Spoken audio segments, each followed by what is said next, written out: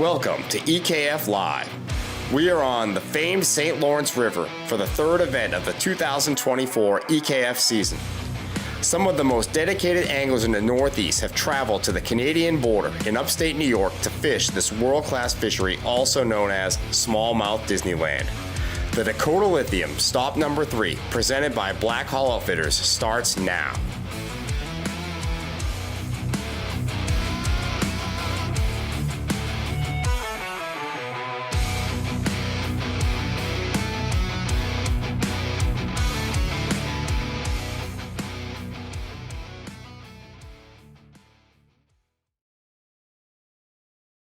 Good morning and happy Saturday, everybody. Welcome to EKF Live. My name is Adam Rourke. With me is Ken Wood, and we're with you today from upstate New York near the Canadian border for our stop number 3 on the St. Lawrence River. We've heard a lot about the conditions this week. Some people having a tough time, some people having fun, but Ken, what do you think is going to be the key to fishing this event today and fishing the river?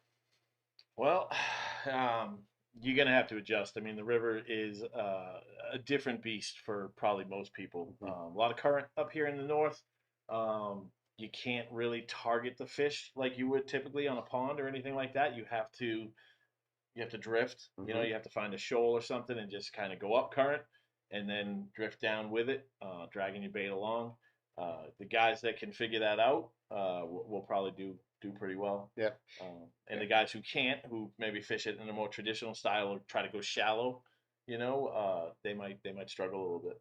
Yeah, I think the really interesting piece leading into this week has been a lot of the big boat events that have been taking place on the St. Lawrence River, and different parts of it. We try to have our boundaries, out of the. We changed our boundaries this year, right, to a different part of the river that's a little, I would say, less fished, maybe not the typical places where the big boats go, but also we expanded to a few rivers.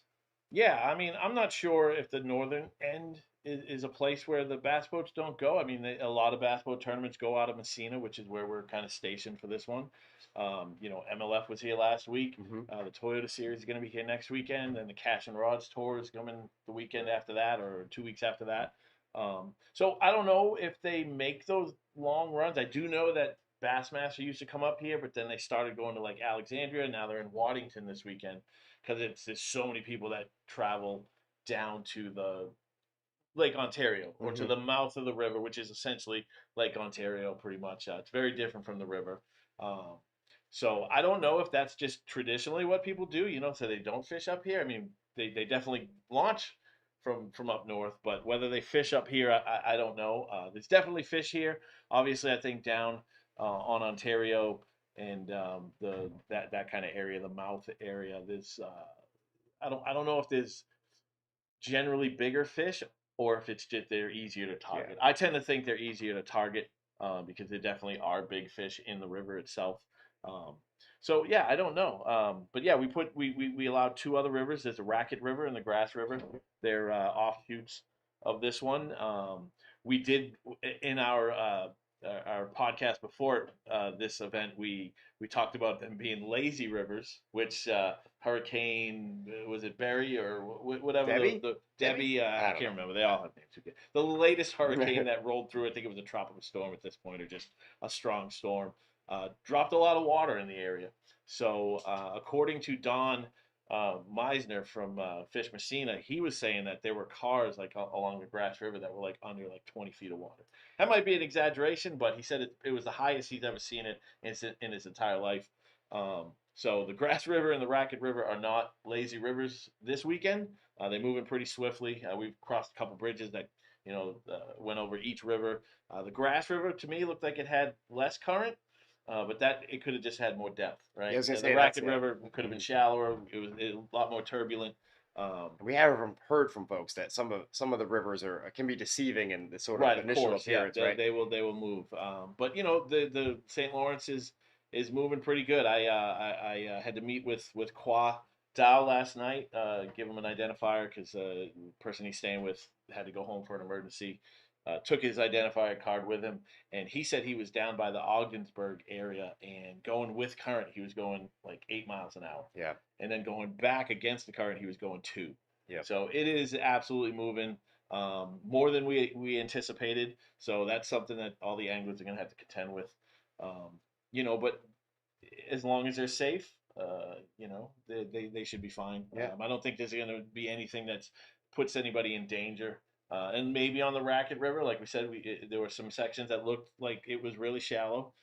That could pose a problem, but It could. if everybody's careful, they should be fine. And yeah, it should be. Hopefully, it's a good event. We've got some people catching fish right Yeah. now, and we opened up Canada We opened up Canada. for Yeah. this one. That's kind of my fault because I don't know if I told the story, but in one of my old bass clubs on Lake Champlain, I was pre-fishing, and I buzzed right through the board, like right across the border. In Champlain and up at Missisquoi, there's just a red buoy mark. Oh yeah. There is a clear defining line on your fish finder, but I wasn't paying attention, and I just flew right through it. And it looks like every other buey. Yeah, right. Yeah, very it's a red buoy, so yeah, it looks the same. It doesn't have a sign on it or anything. Which I always thought a sign would be helpful. So all the guys in my club told me that I'm really lucky, that I wasn't arrested. They could have impounded my boat and all this stuff, and this was 2 years after 9/11 or something. So they were playing it up like I would have been arrested as a terrorist. And now, with some new knowledge, I think maybe for the past 10 years or so, 15 years, that they were just lying to me. Yeah, you might have been okay. I believe in a lie. So the last time, that's what we said. You can't fish Canadian waters, right? Apparently you can. You just need an Ontario fishing license. You just can't anchor. You can't touch Canadian soil, so you can't anchor. Can't beach your boat. Yep. Can't definitely get out of your boat onto land. Then you'll be in violation of, how many international laws? I don't know. Maybe then you'll get arrested as a terrorist. That might be a little extreme. Yeah, that might be something we can't help with. So, somebody had reached out and asked about it, and then the questions came up, and so then we did some more research, and I was like, oh my god, I think these guys were lying to me before. So last year we probably could have allowed it. We didn't because of that. That's my fault. Next time we'll do some. I was convinced. These guys were all telling me that. So maybe they were all wrong. I tend to think they were just messing with me, trying to. But I think between Champlain and these events, like you hear a lot of swirl about the border, and it's kind of funny that we just never took the time to verify. But it's our fault. It's one of those things that happens. But I think to go back to the river, like part of EKF Trail and this season in general is each of these bodies of water poses different challenges. Beyond just the fishing, right? In this case, staying in current, being able to lock down a position, figuring out the fish. Like there's just a lot to contend with. You have to keep your a lot of things in mind. Which as somebody we talk about forward facing regularly, but in this event, it's definitely going to play. But it also poses that challenge of watching your fish finder. I found myself doing this multiple times where I've stared at the fish finder so long that like it's easy to forget you're on the water, right? So it's like there's a lot of juggling for this event that folks have to do. But for those that can do it and that do find that spot and get that level of comfort, on the river with the moving water, there's some massive fish out here. We attended the Bassmaster Elite Series takeoff yesterday, which was an amazing experience at the Waddington ramp.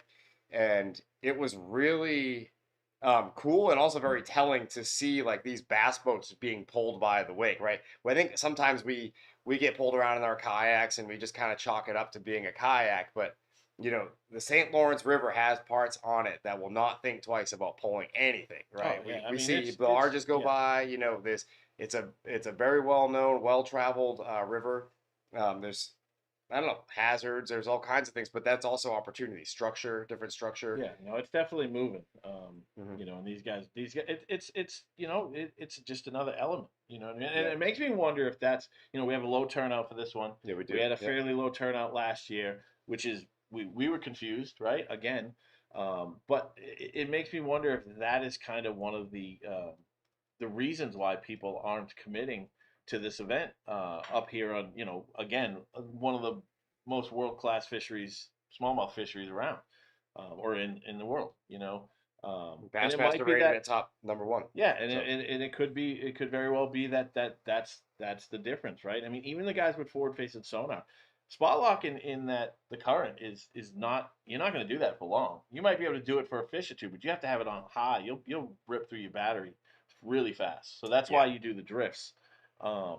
And then of course, you can use the forward facing in that regard when you're just drifting, but it's going to be difficult, for these dudes. And whoever figures it out is it's gonna pay off. I mean, Ray Morales right now, he's 77 inches. The numbers aren't up. We've only got how many anglers on the board?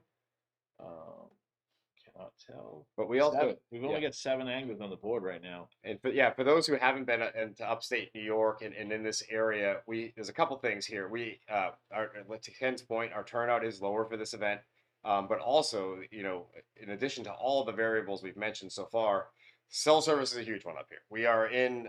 If you've never been to In the upstate New mountains. York, it is a lot of farms, a lot of dairy farms, A lot of and then farming. honestly, some of the nicest boat ramps I've seen in the Yeah. Northeast. But then, it's a it's a lot of nothing most of the way, like until you get to the lake, and so the cell service has been spotty for us this week. Throughout, make sure you have your route in the GPS before you head out, type of thing. But it's so that could be part of it. I think the part of it is just folks figuring it out. We've heard a lot, I think, from pre-fishing that the bite's been tough. Figuring them out has been tough. How do you think we've talked a lot in the previous episodes of EKF Live about, the sort of initial plan, the backup plan, and then the mental battles of when do you shift, when do you adjust, when do you go to your secondary spot. That feels like it's a far more complex and complicated decision on a body of water like this, especially with the moving water, Yeah. the battery constraints that you mentioned.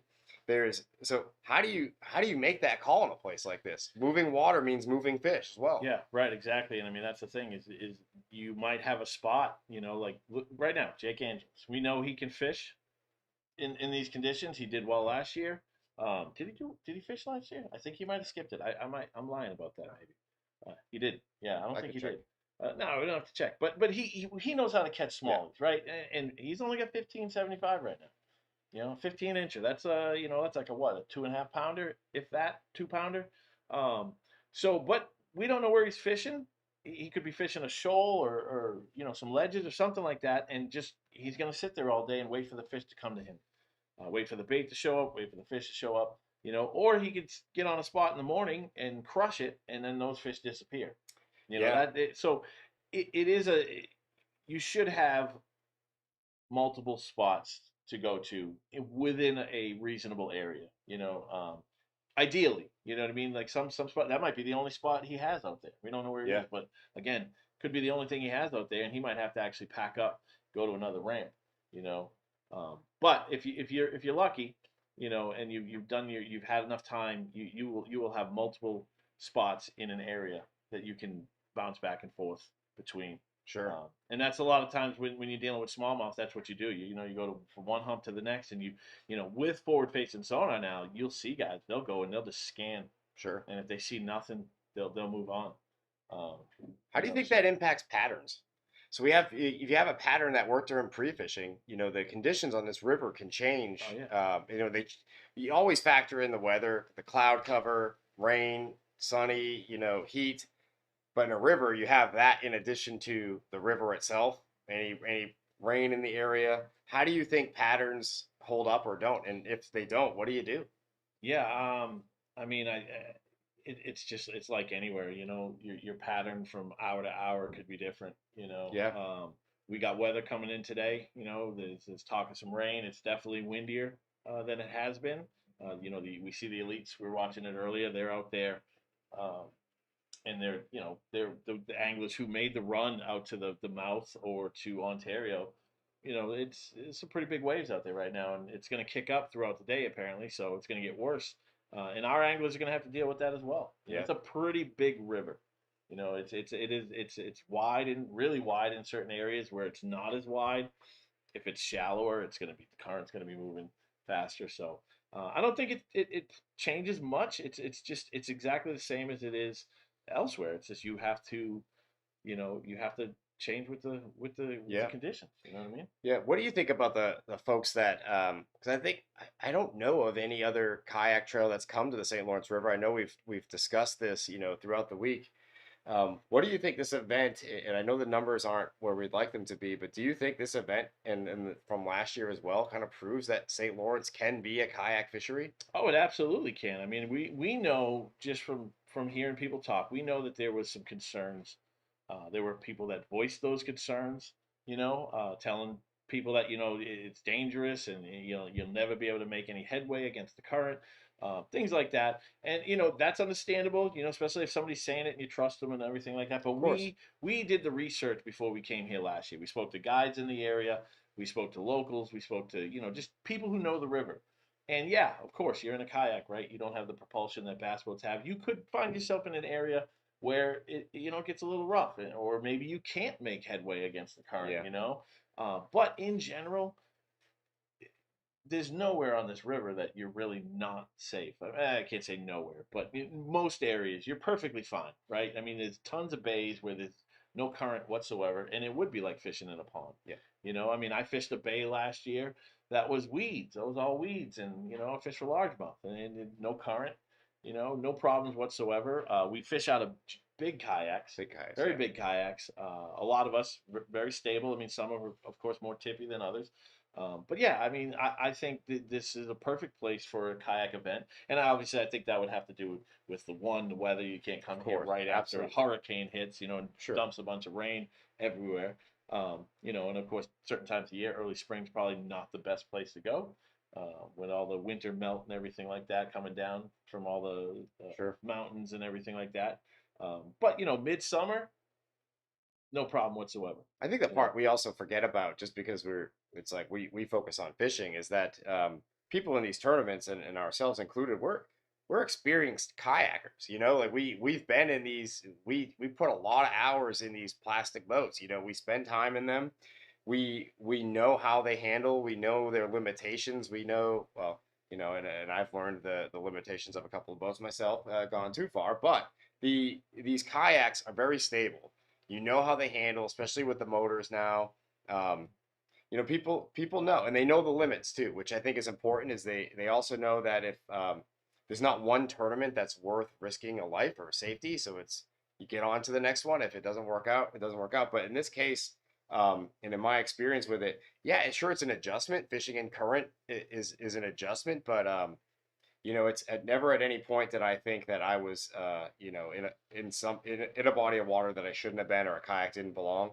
It's been funny to see people's reactions to us, like at Yeah. ramps and Yeah, stuff. yeah, yeah. And they're not like, you're crazy for going out there. It's more just like, wow, look at these kayaks, and then they see us on the water, and I know in last year's event there was a couple of our competitors like around bass boats and actually beat bass boats to certain spots, and Oh well, um, you yeah, know we heard about that. we did hear Yeah, about yeah. that. Yeah. Smallmouth Crush, local guide around this area. Um, Ryan Metalevich was fishing the same area, and he was on a podcast, Smallmouth Crush, complaining about Ryan.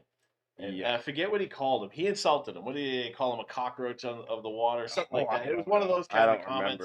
remember. Because Ryan, our launch time was earlier, Yeah. than theirs, and Ryan got there first. And of course, Ryan won the event. I think it was something about just the amount of technology, everything he had Yeah, on it the was kayak, something. It was which is something. comical coming from a bass boat. But Right. and Ryan had a great day, Yeah, and of but it course. just speaks to like, kayaks are out there. We could get out there, we can get to these spots. Sure, I mean we'll get blown off a spot before a bass boat, but Yeah, but we can get out there and hold our own. The technology's getting there. We saw at ICAST this year a couple of new, granted far more expensive motor options, but motors that are going to get kayaks going even faster. And you have the Torpedo, the 1103, yep. that you're beating just about everybody in a race these days on that kayak. And so like, you know, not to like talk about just like going fast, but those motors can handle current. They can keep you Oh yeah, relatively steady in the current. You have your foot control steering that keeps you there. yeah. Motor guides are We're bow mounts. They have the spot lock and the remotes. But I think the Torpedo and the Newport options might be the ultimate, I would say, for rivers when it comes to Oh yeah, just staying especially in with the current. foot control and everything. It's yeah. Well, last year when we fished, we got I forget where we launched. It was like a state park. We went down with the current. We fished a couple of it was me and Bruce Levy. We fished a couple of backwater areas that looked amazing, didn't catch anything, and the current wasn't bad at all. And I mean, again, this I was like, oh, there's no current here, and then I crossed over to the other side of the channel, and that's where the current was. Like, and it was ripping, and I was like, "Oh boy, here it is." So now I'm doing 6 miles per hour, 5 miles per hour the other way, and now I'm doing 2.5, Mm. 3. So it's also strange to how the current sets up here because you have a single channel deep on both sides, and on one side that's where the current is coming through.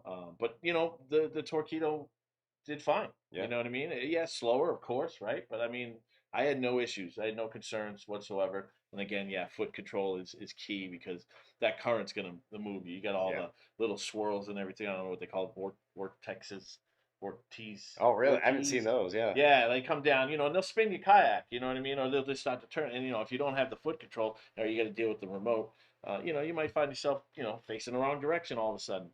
But I had no issues. Foot control, I think, is probably superior in this kind of current Yeah. where it's really strong, and your spot lock isn't working or your bow mount. Especially you're talking about the patterns, the drift patterns. This and honestly, just fishing in general, where a lot of the finesse bite, you got to set that hook really quick. I know I've missed fish before because my hand has been on the remote trying to position myself. I feel that tick, Right. and it's like I don't have two hands to pull up the tension. So and I think you're absolutely right in this case with the foot control steering. You can move and keep yourself with the current. You find that sweet spot for the speed of the Torpedo, get it dialed in that way, and that's great. But It's gonna get a um, little hot in here, Adam. Somebody stole our fan. it's okay. That's Hollywood. That's Hollywood. We'll I prevail. think we're having a problem with the cameras overheating. That's what's happening. Yeah. That's I all right. mean, it's been hot. It's been hot It here is this week. hot. Yep. We're currently in our Airbnb, and it's a really nice house. It's an older house though, and it's just It's a it's little getting hot. stuffy. It's a little stuffy. It's been It's all right. these our Airbnb adventures are endless. Maybe we'll write up. We should be like chronicling them and writing a book All someday or right. putting them in a book. But let's Let's get to the leaderboard. let's go over the leaderboard here real quick. Again, only 7 anglers on the board. Signal issues could be a problem, of course. So currently, Ray Morales is in first place with 78.75. He just got an upgrade not too long ago. Tyler Sweet, he's with 56.25. I know Tyler is fishing one of the other rivers. Tyler's a New Yorker though. He may have an edge here throughout the day. We'll see. He came up and pre-fished, and we got Pat Viamet. He's 54 inches in third place. Ryan Melia, fifth place or fourth place with 50 inches and 25. It's a That first said that 18. really weird. 50.25 inches. He actually has a largemouth. That was his first fish of the day, 16.25. He also has the first 18 incher. I think that's got to be Yeah, a it's big the bass at the only moment. 18 right there. Oh, Jake Angeles put up a 16.75 just now. Just saw that update. That's the great thing about Fishing Chaos is you get the live updates. So Todd Brothers, fifth place with 32.5, and tied with him is Jake Angeles, who again just put up a 16.75. And then we have John. I should ask him. Is it Voigt or Vogt from New Jersey? John John B. B. There we Yeah, go. I like that. 14 inches, and he's the only other angler that's on the That's an board. interesting looking fish. Have you seen that? What's that? His fish, the No, 14. I've not seen it. What It's am I looking a for? I think it's a good example of a New York fish. I don't think I've ever understood the reference of calling a fish a football better than fishing in New York because there are some fish that are so big Oh, and it's like somebody taped a tail on the back. yeah. You It's know? I mean I caught a this smallie was 19 something inches, and it was shaped like a sunfish, like a balloon. Like the shell cracker Yeah. ones. It had no nose. It was just a round. It looked like a balloon. It was insane. But definitely football. And these We're river talking about. smallies though, they're ripped. Like they got Oh, they're big. Yeah, they're big. They're used to strong. living in the current. They can put up a fight. Um, anybody who gets on these smallmouth they're gonna be having a fun day. There's no doubt about that. Especially if they can get on a school of them. And I'm sure they've been keeping an eye on the Bassmaster event, the MLF event last week. And what is something you can learn from those events? Obviously, they're different. You know, they're different style. They're obviously in bass boats. Some of these guys, like in the Bassmaster event that we're seeing, they're making 200-mile runs. But Yeah. what can people competitors in this event learn from those folks? You know, watching. Obviously, you can watch them live throughout the day. Certain anglers, not Yeah. everybody, but what do you think they can pick up from that? Yeah, I mean, if you're watching the guys that make the long run, and you're fishing the river, I don't think that you're really gonna learn a whole lot from them technique wise, right? Because they're actually out there scoping. Yeah. You know, there is current, but it's a little bit different. So again, if you're watching guys that fish in the river, and I don't know how many of those guys that had cameras with. Um, but that will show you, and especially if you're watching a good angler who will actually talk through what he's doing. But yeah, that the drift is key, and that's not something we do many places. Right. So finding that spot that actually holds fish, and the key to drifting is that you get your bait on the bottom. You cast say north of whatever you're fishing, and you just drag it, and you get it down to the bottom, and once it's there, you just leave it there. Carolina rig, drop shot with a heavy weight. I mean, I guess you could maybe do a Ned with a You're heavy probably weight, getting snags pretty good, yeah. but yeah. But drop shot, Carolina rig. Drop shot's probably the most effective. And then maybe Carolina rig after that. Yeah. A jig again, heavy jig, uh, could work too, depending on what you're fishing. If you're fishing like chunk rock or something like that, it's Sure. probably not the best. But if you're fishing just a shoal that's got a lot of flat rock and stuff like that on it, yeah, any of those probably would work. But I would think that drop shot would be the best, most effective way to do it. But yeah, it's a technique, and it's not a technique that applies in a lot of places It's that we almost more, fish. yeah, it's almost more of a fly fishing technique in a Yeah, way, right? yeah, I Letting it guess, yeah. dry. It's not floating, but yeah, similar, Yeah, yeah. similar, I And guess. the Same concept. sure, and I think the part of this, last year being our first time up here, the one thing that I wasn't prepared for is, your run of the mill, like your typical go to drop shot weights, flipping jigs, just any weight is not cutting it here on the St. Lawrence. Like you Yeah. need to upgrade. Like Yes. I remember the first time I saw like a 1 ounce drop shot weight, and I think been thinking like, who would ever need that? And then I came here. I don't ask that question anymore Right. because it's Right. one of those. It's not a matter of how fast it'll get down there. It's a matter of staying down there, right? Like all of a Right. sudden, a 1/2 ounce weight. Um, I was throwing a Ned on some or a jig on forward facing sonar, and I'm watching it go down, and it gets to a certain point, and it starts drifting Oh yeah. right back to me. Oh yeah. And it's fascinating to see that. And so, of course, that is a pattern, but there's also going to be times where you just want to land it on one side of a rock, and if you have a bait that's unable to ever touch the bottom, that can work sometimes, but it may not be what you're going after.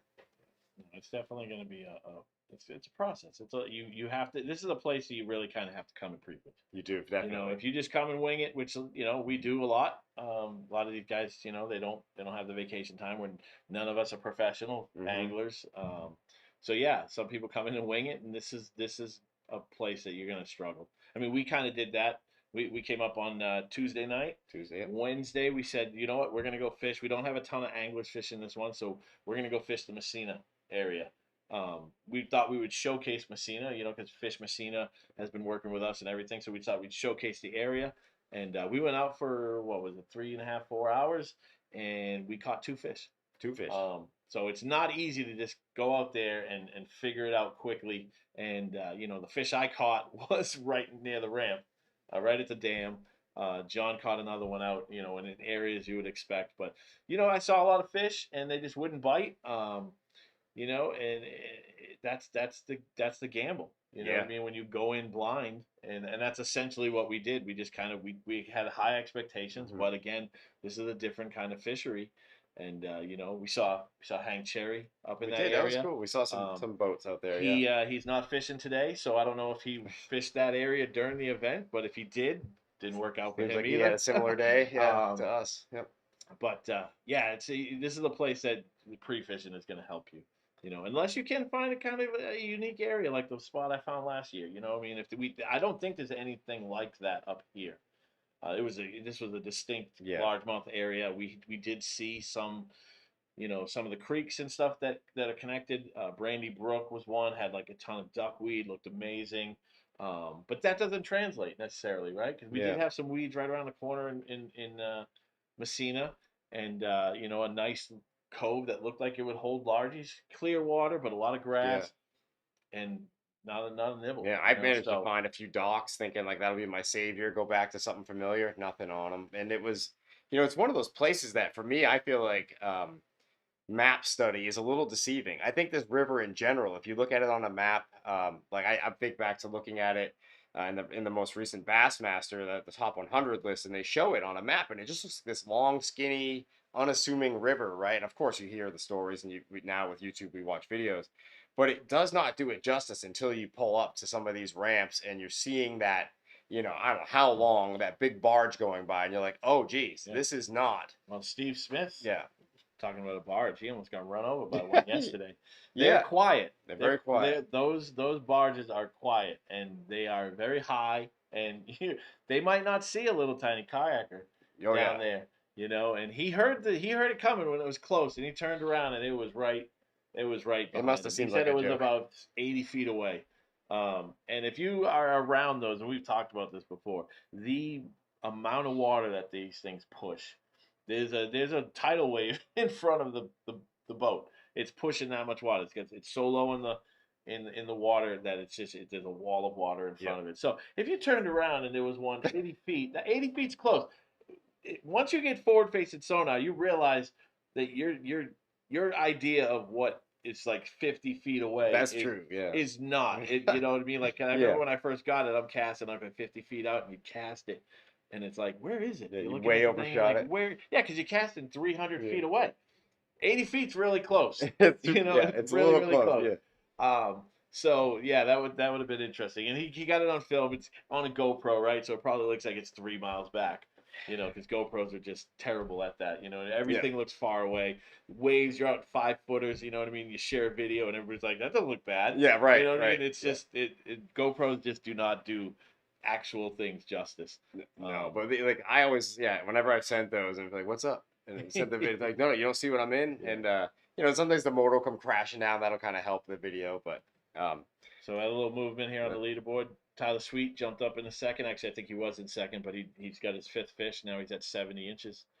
He's all smallies. I think it's only going to be one largie on the board so far, which is not unexpected. I mean, I think having one on the board is what's the unexpected part of it, right? mm. Yeah, everybody's smallies, unless they've not chosen the right options. But I would that sounds about right. Yeah. Yeah, I don't So think we're we'll. at 23 fish submitted, one largemouth, all smallmouth. How many folks are on the board now? Just seven still. It's tough. 21 anglers, like I said, but the signal might be an issue. So 23 fish on the board. Huh. Yeah, I mean it's gonna be one of those days like that could pick up. So we did, we attempted to have a staff tournament twice this week. It was a bit of a challenge, but one of the things that we did encounter was that the bite was different. The feeding windows were a little different than we're used to. Normally it's our typical expectation is a strong bite in the morning hours, and then it kind of tapers off around 10 o'clock. I'd say 10 to around 1 o'clock, or between noon Right. and 1, and then it starts to pick up again. But this week it seemed like the bite didn't really get going until I don't know, it feels like 11 o'clock or so. Yeah. Well, not Messina. That bite just didn't get going. Yeah, well, of But course, yeah. yeah. So Sorry, I should have mentioned the I second tend to day. think we picked a random spot for the staff tournament. Yeah. On Thursday. Uh, just a local tiny spot, Deer River flow. Looked good, supposedly had smallmouth in it. Looked like it had some largemouth habitat. Looked amazing. We got there, and it just looks like a frogfish in heaven. You know what I mean? Hmm. Like when you start off. Didn't turn out that way for us, but yeah, the bite definitely picked up at the end, and there were smallmouth. We caught a couple tiny ones, um, but yeah, that didn't turn out how we hoped. It's again, we're gambling. We're picking a spot on a map.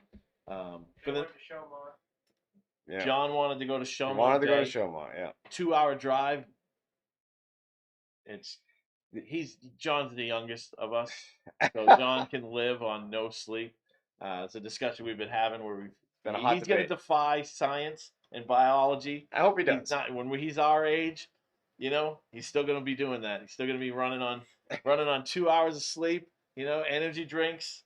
See, now for me, it doesn't We just will. get me that day. It's like 2 days. Yeah, yeah, It's yeah. like a yeah. So no, we did not go to Showmont Bay. We would have loved to have gone to Showmont Bay, but yeah, a little too far of a drive. And this is one of those events where there's no quick drives. No, yeah, Everything's about a half hour away. And I know we discussed it a little bit earlier, but like we are legitimately in the middle of nowhere. So the options to stay or places to stay, they're few and far between.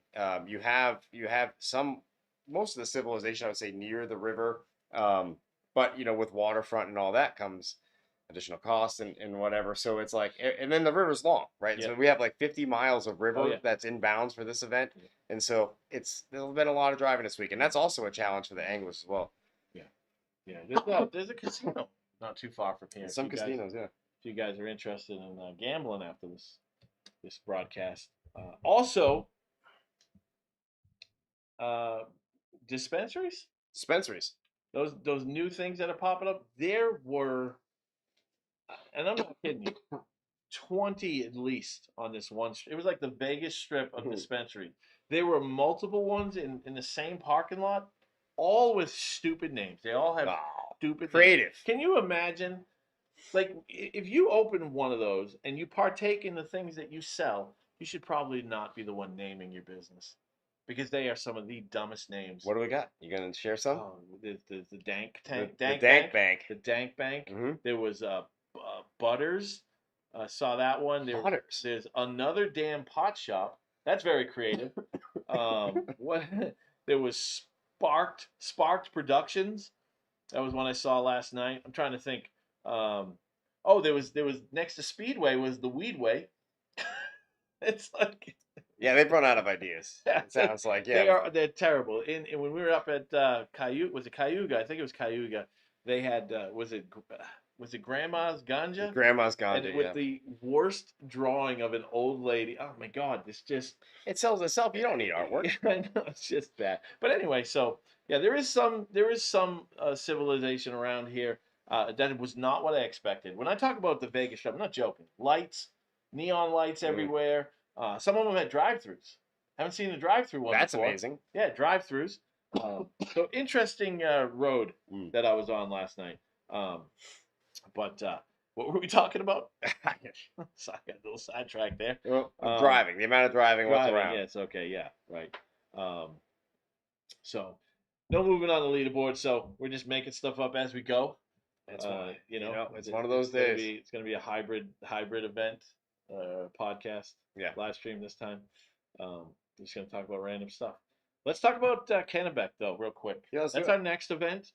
We were talking about the river and some of the concerns that people might have about the river, and the Kennebec's the same. I think Yes, we have it is, kind of yeah. the same problem, right? So if you are on the fence, right, Kennebec is well known for whitewater rafting, and I think that a lot of people are like that. I can't do that, right? Right.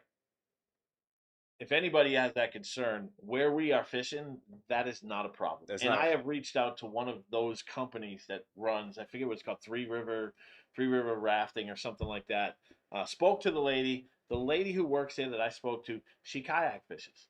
Not the kind of kayak fishing we do. She has a kayak that she fishes out of. Sure. And it's just a paddle kayak. And where we are fishing, no problem whatsoever. She fishes from there all the time. If you go on the map and you do street view at our northern boundary, you can see a lot of current coming right there, right under that bridge. Sure.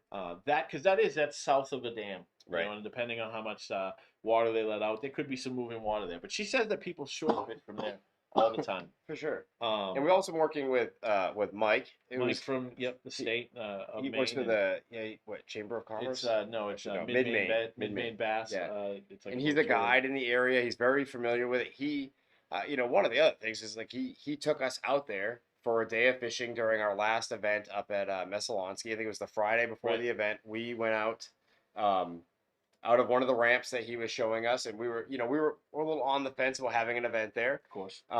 He took us out there, and we were out for maybe 3 hours, and we had a blast. Like the fish, I mean, it was very steady fish catching. One of the things I think that surprised me immediately is like not far from the ramp, we're finding ourselves in 30 feet of water. Yep, deep water. And we're like, wait a second. All of a sudden we have some of the same types of fishing that we were fishing on the lake. Yeah, You know, it's a so somebody I spoke to had some concerns about the river, and the shallow areas look shallow. Some people who and this person expressed that the only good areas, and I'm not criticizing here, sure. right? Because of course you're gonna look at the map and you're gonna look, does this place look good? Where should I fish? And he said the only thing that looked interesting was an area that had some oxbows. And so to me, that told me that okay, he's looking for non-river Yeah. areas, because an oxbow is kind of like can often be a small pond connected to a river. And this is it's a river, right? So you have to have the mindset has to be, okay, I'm fishing a river. There's going to be shallow water, there's going to be deep water, there's going to be current in areas, it's going to be a little bit more relaxed in other areas. And that is the challenge of fishing a river, and it's similar to this one. I don't think it's going to be nearly as it's not nearly as big. Oh no. But Unless we rivers are get so diverse. Like you right. can find And any type of yes, fish. and there was a creek that we fished, and we went into this creek, and next thing you know, we're catching largemouth, and you even caught Yeah, smallie in there, smallmouth in a a weed. little out of place, you know what Yeah. I mean? But there are areas that you can, fish, but just in general, I think it's going to be a great event. There is a local there that we've talked to that puts up giants. And Yeah, obviously he's yeah. a local, he's going to know it a little Of bit better. course. But what that shows you is that it is a diverse fishery. It has smallmouth, has largemouth, It sure does. and again, Kennebec River, not the most well known It's not. location But what did he around. say this year? It's fishing. It's like it's the best fishing this year that he's seen in years. And he has caught. I can't remember the gentleman's name. I should. We'll look it up or something during the break. But he's caught more 4 and 5 pound largemouth bass this year than he ever has on the river, and he's grown up around it his entire life. If you go, he's got pictures of them. These are massive fish. Yeah, big And fish. I think the thought was, the Kennebec, if people are going to compete, they're going to go there. They're going to grind out some 15 and 16-inch fish.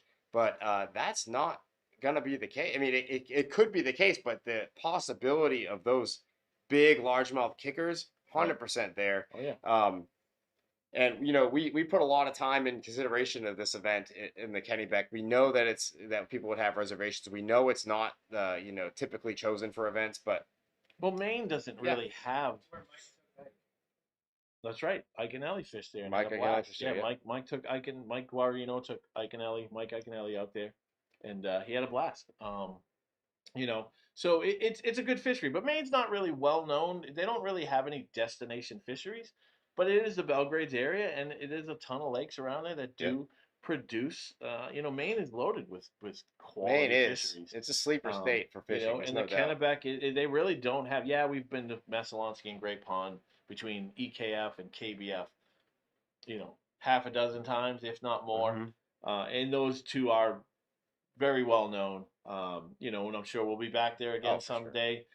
Somebody else will have a tournament there someday. If Hobie or Bass ever decide to go up that far. But we're trying to change things up. People ask for different locations, so we picked different locations this year. It hasn't really worked out how we had hoped. The enthusiasm for some of the places we picked hasn't been there. But we're trying to close out the year strong. That's our final event. Especially heading into the championship. It's for some folks, it's going to be their last chance to Yeah. qualify. Um, and honestly, what I like about river events and what I like about picking these bodies of water is it's anyone's game. Everyone has a fair shot. That's what we try to keep EKF competitive. We don't really have to do a whole lot because we have really talented anglers that compete. Um, but mixing up these bodies of water helps people, helps play to some people's strengths and others. It's just a different challenge presented. Yeah. And this year, I think we presented some challenges, and some people didn't. Some people weren't up to try it. That's okay. But we talk about it all the time that fishing tournaments. It's like we go where the competition is. That it's just a new arena, a new challenge, and I think rivers have that in spades. I think the Kennebec is no different. Of course, the St. Lawrence today is in a league of its own, but the Kennebec is going to present the similar challenges that people have to adapt yeah, to. and I mean, there's a lot of angles out there that are, you know, the forward-facing sonar thing is kind of a deterrent for a lot of them. I mean, we've seen that, Hmm. and in a river, like this, I don't think that's going to come into play.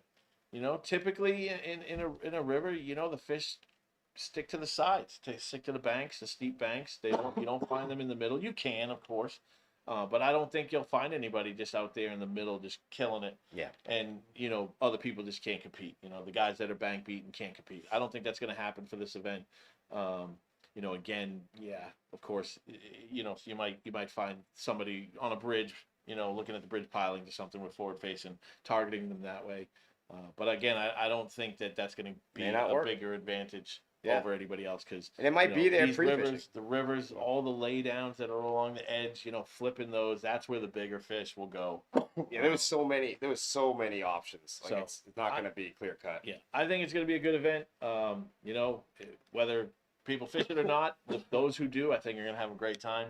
We've shown before with the Connecticut River. We fished Connecticut River in 2022, I believe, in Massachusetts. And then last year, 2023, we went up into New Hampshire, fished that stretch. Both events, again, similar. Unknown fisheries. People voice concerns. You know what I mean? That we don't, know who fishes the Connecticut River. Nobody fishes the Connecticut River, of course, right? Where are we going to fish in Massachusetts, right? If we do want to have an event, we're kind of limited New Hampshire, with our tiny ponds. But both events turned out great. Both events, I think 80 plus inches won. And we've probably talked about this before on this the live streams, but that's good. That's 80 inches. You're getting up to 18-pound bags. You know what I mean? That's it a good shifts day. with the event. Yeah. And I will beat this into the ground, and you'll never hear me not say it. But anglers who are fishing competitively should fish for the competition before the location. That the competition part of it should be more important than the location. Right. So if you do go to we've talked about this before, it's the Sabine River, right? Not a lot of giants. The pros go there. And it's a different thing, right? The professionals, they buy in at the beginning of the season. They're professionals, right? So they pay everything up front. They pay for the whole season. And that's an option we've talked about, right? I mean, this is, we've talked about a lot. Maybe that's something to do, right? Everybody buys in at the beginning of the season. And if 100 anglers buy in at, what's that, 150 what's that going to be, 750 for all 5 events? You're paying at the beginning of the year. We have 100 anglers. If only 20 show up to one event, like this one, 21 anglers, you have payouts for 100 anglers. That's the money in the pot, is for 100.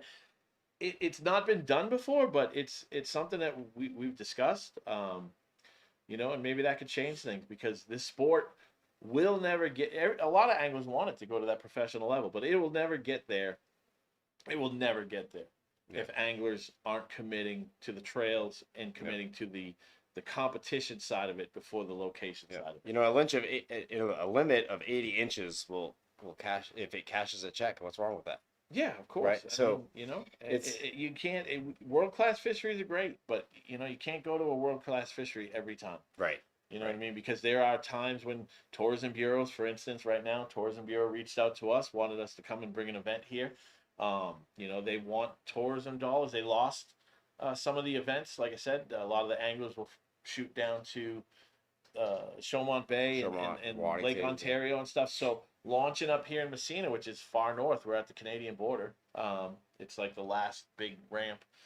That's a long run. Long haul. That's 2+ hours to go down there. So the organization's Bassmaster, they're in Waddington. That's 30 minutes south of here. Yeah, it's a little closer. A little bit closer, right? That's huge for a bass boat with the amount of gas, and you got to stop and you fill up along the way. I think it saves about a half hour each way, which in a tournament day is huge. So when a tourism bureau reaches out to you and says, "Hey, we want you to come to us. We're going to give you A, B, and C," which often includes lodging discounts, restaurant discounts, money. You know what I mean? To fund your event, to sweeten the pot, things like that. Are they going to invite us back with 21 anglers? Probably not, right? Probably not. And a trail needs. You need tourism money, not tourism money. You need sponsorship money to run the event, unless you're rich and you're funding it out of your own pocket, which we are not, unfortunately. No. So in my opinion, in order to take this thing to the next level, and here's the Hobie, they've been struggling too this year, right? But It's been they're a year, backed yeah. by a multi-million-dollar company. Bassmaster, again, a lot of money behind that. KBF was funded with sponsor money, and KBF, of course, especially in the early years, I mean, that money was flowing, right? You It saw was that flowing. And the with the sport amount was of growing. giveaways, the $100,000 payouts. Will it ever get to that point? I don't know. Probably not. You know what I mean? Just because there's more options now. There's multiple trails. KBF isn't the only trail in town. But a $50,000 payout. Even 10,000. That dealing with sponsors and tourism bureaus and stuff. That's how you get those payouts Sure. up there, where it's not just relying on, your entry fees, Right. to pay out to the field. You know what I mean? You could put more into the pot. You could pay out like we did last year with the championship, where we paid out the top 10 the entry fees. Yeah, I mean, things like that. That's a cool thing we can offer, Yeah. but we're not backed by, I think that's where you're going. We're not backed. Well, we're backed by us. Right. So this is it's like a plea to the anglers, like support the trails and commit to the trails and go where they go. If you want the trails to get to the next level, and you want it to be, even if you're not a professional, if you want the trail to be more on that professional level, and you're, winning those, you can win that kind of money and everything like that. Yeah, you gotta support the trail, right? And I'm not, again, we're not complaining or anything like that, but 21 anglers on the St. Lawrence River, that's disappointing. And I believe it's partly to do with, just kind of the fishery that we're at, and it's for reasons that we don't know. People aren't interested in fishing it, or they're scared. We do know that some people last year were kind of worried about the current. They were concerned, yeah. They're concerned, and we had those concerns too. I mean, of course, we could talk to a million people, and they could tell us one thing, and then we get here and go, "Oh, they were wrong." Right. They have bass boats. Of course, they don't have a problem. It is tough. It's a challenge. We do our due diligence as much as we possibly can. We never, a lot of these places we've never been to firsthand.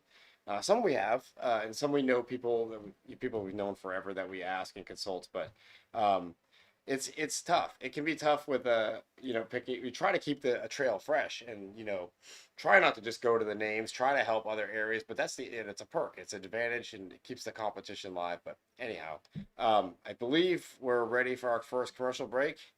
Is that right, John? We're good. Okay, so we're gonna go to our first commercial break and show some angler interviews, and we'll be back. Thank you, everybody.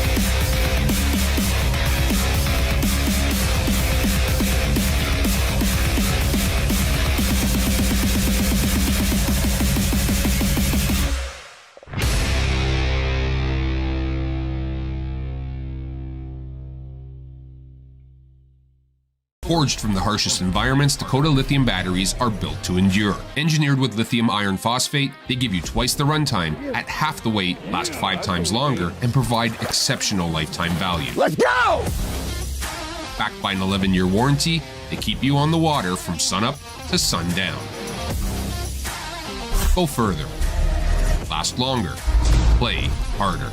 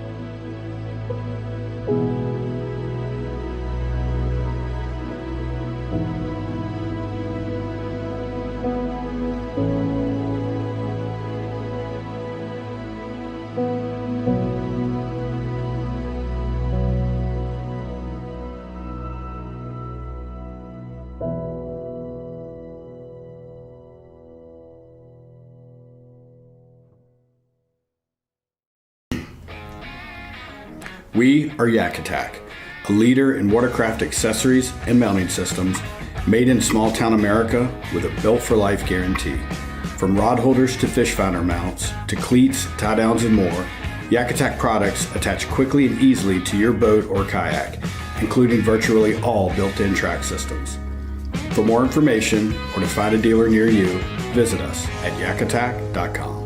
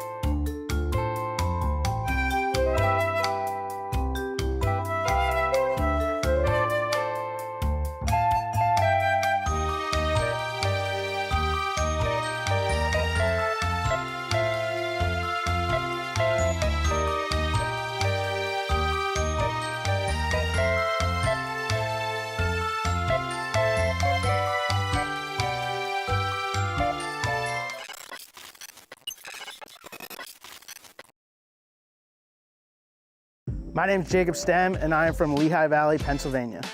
Gerard Elias, originally from Medford, Massachusetts, currently reside in Cape Cod. Tom Jesser, Pocono Lake, Pennsylvania, by way of Texas. My name is Darryl Martin, and I'm living in Worcester, Massachusetts now, and I'm from Texas. I'm Dylan Miller, and I'm from Fleetwood, Pennsylvania. So we're fishing the main St. Lawrence River. I think that's where the big fish are going to be won. I think that's where it's going to take to win it. So we're fishing the main channel. I think this is a St. Lawrence. Oh, there's 3 rivers. Okay, gotcha. I am not fishing the Racket River, nor am I fishing the La Grasse River. I was hoping to fish the Racket River, but I went to a launch and it's all blown out. Couldn't get on. So I'm gonna be fishing St. Lawrence. In the main river by the St. Lawrence, fishing there, just trying to find some of the big small. I'm going to be fishing at St. Lawrence River. My first time practicing here. I kind of don't like this lodge, so I'm going to find another lodge. Both ram lodge, 2 lodge out. So it's my second time fishing St. Lawrence River, trying to catch some smallmouth. Fishing the main part of the St. Lawrence. The reason I'm fishing is I heard it's better than the Susky. I have seen the schedule for 2025. It looks amazing. I would say my favorite lake is between Cayuga and Lake George. Cayuga is probably my favorite fishing lake, but the views of Lake George are hard to beat. I have seen it, and Cayuga is the one that I'm looking forward to. Yeah, I'm very excited for next year, 2025 season. I'm looking forward to Chattanooga and Great Pond in Maine. Yes, I have, but I'm really excited for Winnie again. Winnie was a lot of fun this year. Can't wait to go back. I have, and I'm looking forward to all of them, but especially Susky. Green pumpkin all the way. I'm used to clear water. Yeah, green pumpkin all the way. Black and blue. That's a good question. I like black and blue, especially on the swim jig. If I'm doing football, I'll do green pumpkin. Green pumpkin all the way. Depends on where and when. I throw them both. That's a tough question, but I think I'm gonna go with drumsticks. Why? I feel like you get more meat. It's just better. I mean, plastics may be a little easier to eat, but flats, but I'm saying drumsticks all the way.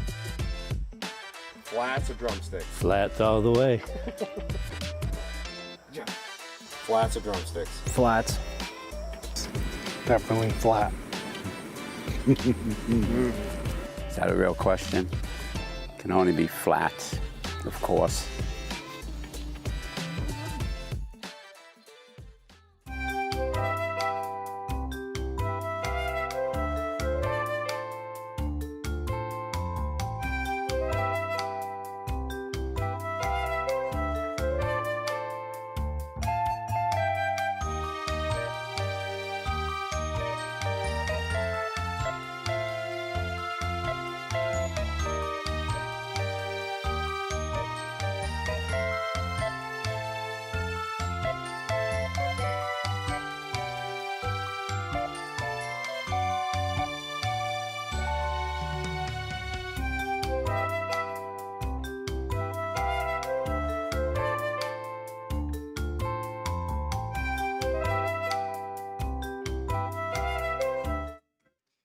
Welcome back, everybody. As you saw, or hopefully saw during our break, the drumsticks versus flats debate doesn't seem to be much of a competition did anymore. that play?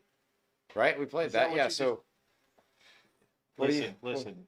It's Well, let's break down the debate. all right, People yeah, may not be the aware. the guy asking the question and the guy filming, right? I know you guys slipped them some money. Oh yeah. I don't have that. I mean, I don't Doesn't think I make have any to. sense. Doesn't make any sense. We've been having. I don't know The when dr- it started. What Saga and I Daga? didn't- We started this debate. Yeah, and why is it a debate? It doesn't even make sense. Drumsticks over flats. We tend to get like I think we get wings pretty much most places we go. Right. And Yeah. and some of us like the flats. I mean, it seems like everybody except one person likes the flats. Soft men like the flat. All right. Soft men. There's a lot of Right. soft men, I guess. Like I said, I if you go into like a supermarket that sells wings, nobody says, "Can I get all wings, all flats?" First Everyone's off, everyone's flat. looking for flats. When did that word come into existence? When we're talking about wings, That's a good question. I don't know. wings, drumsticks. This was always was. Now it's flats. Probably when like civilization started. Yeah. You know, people became civilized. We got some Really? plumbing, some It sounds like electricity. some woke nonsense. Oh gosh. But flats, like you don't have to be hammering on it. It's just enjoyable. It's the Fred Flintstone. It's the Bronto. That it's What, the drumstick? Yeah, you grab it. It's like when you go to King. Do you have a King Richard's Fair, like a Renaissance Oh, fair? yeah. What do they sell? Turkey leg. Turkey leg. Yes, the drumstick. They don't sell a turkey flat. It's not on the menu. Different bird. It's not on the menu. It doesn't matter. It's a different bird. It's bigger. You would think that if this translated, I think you guys you made this up. Again, soft men have to unite together. I'm a proud soft boy right here. Soft boys for life. Proud soft boy. Get that on a t-shirt. That's our new shirt. Yeah. Next no, year. not for me. Drumsticks all the way. I will eat the flat, the wing, if you will. Oh, you'll slum it. I will absolutely slum it and eat that. I have no problem with it. Tastes good. What is this guy saying? Oh, shut up.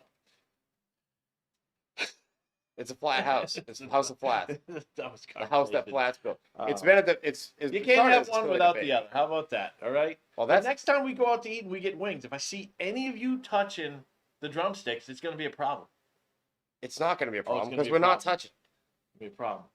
we some of these trips, it's like, we rough it a little bit on these trips, but I won't go that far. Oh man. It's like I'm not gonna do that. I'll sleep in a tent, but I won't eat a drumstick. It's not happening. As you guys can tell, no movement on the leaderboard since we last spoke. I just thought we'd pick it up because people see that we threw that the interview question in. Oh, I am mistaken. Gerard Elias is on board with a 14.75. All right, Gerard. Nice. Also a flat man. Yeah. A man of flats, or a soft boy now, as you're putting it. But so the base started in the Great Saugatuck, and we've just kept it going. Yeah. So we threw it in the interview questions this time, and just for a little fun. It wasn't as this is the first time it's been so lopsided in the voting. It's usually pretty even. I am baffled by it. I'm baffled by it. I've been genuinely curious about it as we've gone. But yeah, I tend to not eat. If we go to buffets, right? Yeah, Next time we go to the buffet, take a look at the chicken wings. And tell me. I don't think that's the place to judge. It is. Who eats chicken wings at a buffet is a great question. You don't? I had one the other day. Just one. It was I kind of stole it. We got in there for lunch. It was a dinner item only. They put a sign in front of it and everything because they must put the sign there for that transition period where there are still people in the restaurant from lunchtime. I did not know about that. Yeah. So the lady came up and I kind of was like, I just grabbed one just real quick. I hope she's not watching. Yeah, can't be trusted, obviously. But buffet master. It was good. But anyway, next time we go, take a look and count how many drumsticks there are compared to how many flats, and you will see a lot more flats than drumsticks. I hope so. Because nobody eats those. Or everyone wants those. No. I don't know. It go either way. Pretentious nonsense. That's what it is. Well, we'll have to check in. The next broadcast, we'll check in with a flats versus drumsticks update. People who eat flats are the people who shop at Target and make fun of people who shop at Walmart. That's not true. I don't shop at Target. You guys are the upper middle class people who make fun of middle class people. So are we soft boys or upper middle class? Because that sounds like a compliment. Like, I'll take that. You guys are weak. All right, I'm sorry. All right, back to the yeah, getting stupid here. So yeah, no change. Ray Morales still on top with 78-75. Again, bad signal in a lot of areas, so that could be a problem. 18-inch smallmouth from Ryan Melly is still a big bass, but we have a 17.5 on the board as well. So that's because you think that 18 will hold up today? I don't think so. I don't think so either. No, I don't think so. But we were wrong. We were wrong at Saugatuck. We thought the 19 plus was going to be it. Who had that? Nick Audi, I believe, had 19.5 or something like that. And then we were convinced that was going to be it. I feel like we were a little off on big bass as well for Winnipesaukee.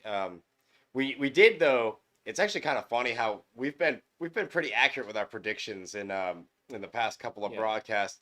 When we made a comment about Jake at Winnipesaukee moving, like he's been quiet. Yeah. What's up with that? That was the thing. The large, he got a largie. You know what I mean? If it was strictly smallmouth, we would have been on. Oh look, we're looking at the elite. Let's talk about this for a second. Okay. Right? Anybody that knows me knows that a pet peeve of mine is team fishing within any kind of competitive fishing environment. Sure.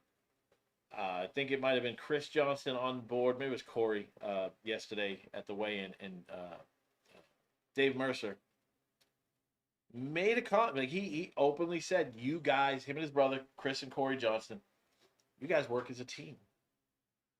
And what I don't understand is how is that acceptable? Where the tournament organizers or the people working for he's the MC and all that stuff. Why is that accepted? I don't know. This is a individual tournament, and they are celebrating two guys who team fish, pool their earnings.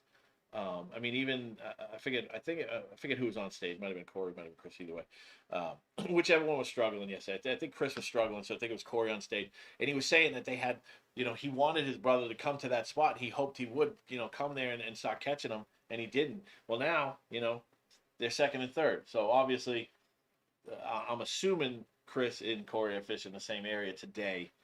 But why do you think that's accepted? Because this is something that I saw at the very first national championship, and I know this is when I talk about this, I'm talking about people I know.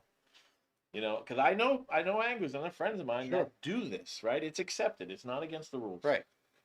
My thing is, why is it not against the rules? Why is it that you can talk to your fellow competitor? I get it. You're staying with some of these people and all that stuff, but you can work together. You can coordinate.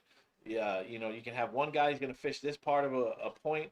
The other guy's going to fish the other side. They're going to block people out. That's allowed. I don't think that's actually technically allowed in the rules.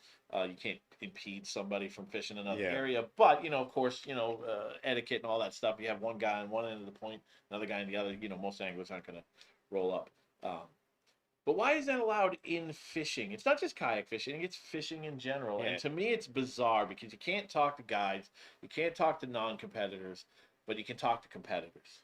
It's a very weird. It's like I always feel like they stop short of where they should go for fear of like angering the anglers, or I don't know what it is. I don't know either.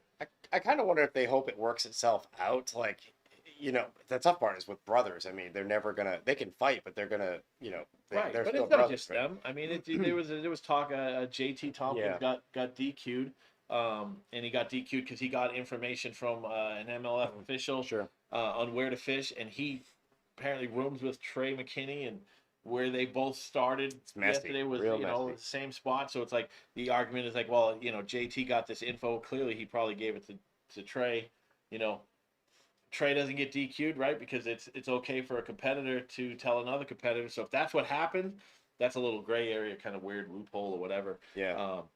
But there are another couple of anglers that work together and talk to each other. And I mean, there's a whole bunch of them. And it's just how it is. And like I said, the very first national championship I went to, I'm the only guy from Massachusetts. I'm the only guy from New England that went to this thing. And I went down there and I saw some of the most well-known anglers that we have in the kayak industry team fishing together. Yeah. I saw them when we were at the wasn't the awards captains meeting or something. They had the map spread out on the table and they're all talking and I'm like next to them and they're like, all right, so if you go here, I'm gonna go here, and then you go here, and like we'll relay information. And I mean, I forget what they were saying exactly, but they were coordinating with each other. I'm like, it blew my mind. It's tough to see under the hood sometimes. And I don't know if that's what kind of set me off on this path where I was like, that is wrong. But I don't know. We've tried to do it. I find it. I can't do it, right? Yeah. And so I don't think it should be allowed. But I just curious to know what your thoughts are, if you even have ever put that much thought into it, on why it's allowed and why these tournament organizations don't come down on this and say, because the argument for me that these people stay with each other. They're going to talk. How could you have them, tell them they can't talk about their day? And I'm like, I don't understand. Yeah. They can't talk to, the same way they don't talk to a non-competitor, right? Same exact way. How was your day? Even you could be like, I had a good day. And leave it at that, right? There's plenty of other things to talk about. Sure. Especially if you're staying with somebody, you don't have to tell each other where we stay with each other. How many of us, I'm very open to what I'm doing. I'll talk freely about what I'm doing. I'm not trying to help somebody, but there are others among us that they'll do that. How'd you do? Where'd you go? Where'd you catch them on? They won't tell you if you ask them. Some they will not tell you. They trust you, they know you, but they won't tell you. They don't want you to know. They're competing against you. But they put in the hard work. I know. And that's fine. That's what your point is, right? Like you put in the hard work, like you earn it. Right. I mean, you can do that. So the argument, because that's the one main argument that I've heard, is that these people travel together. They launch together. They stay together. See, that's different. How you can pick stuff up, but of course, the coordination you can be observant. I mean, of course, yeah. Anglers have binoculars. You know what I mean? You can pull out the binoculars and look and see what somebody else is throwing if you know that you see them like in a distance catching fish, but you can't tell. You can do things like that. You know what I mean? But actively working together, to me, I'm like, it was. Yeah, yesterday watching the awards, or listening to the weigh-in yesterday, it was very when I heard there's no excuse me, there's no judgment of Dave Mercer, but when I heard Dave Mercer just openly discussing it, I kind of got a little uncomfortable. It's because for us in kayak fishing and in EKF especially, that's something we have worked to try to minimize, and then also to just make it even playing field. My take on it is that I don't think it's a good look for the sport. But I do think it's something that kind of comes to the territory when you introduce money and cash prizes, right? I personally think I've been surprised that people who do that or try to coordinate that. I'm surprised there's not more conflicts once the money gets involved, because you start winning money.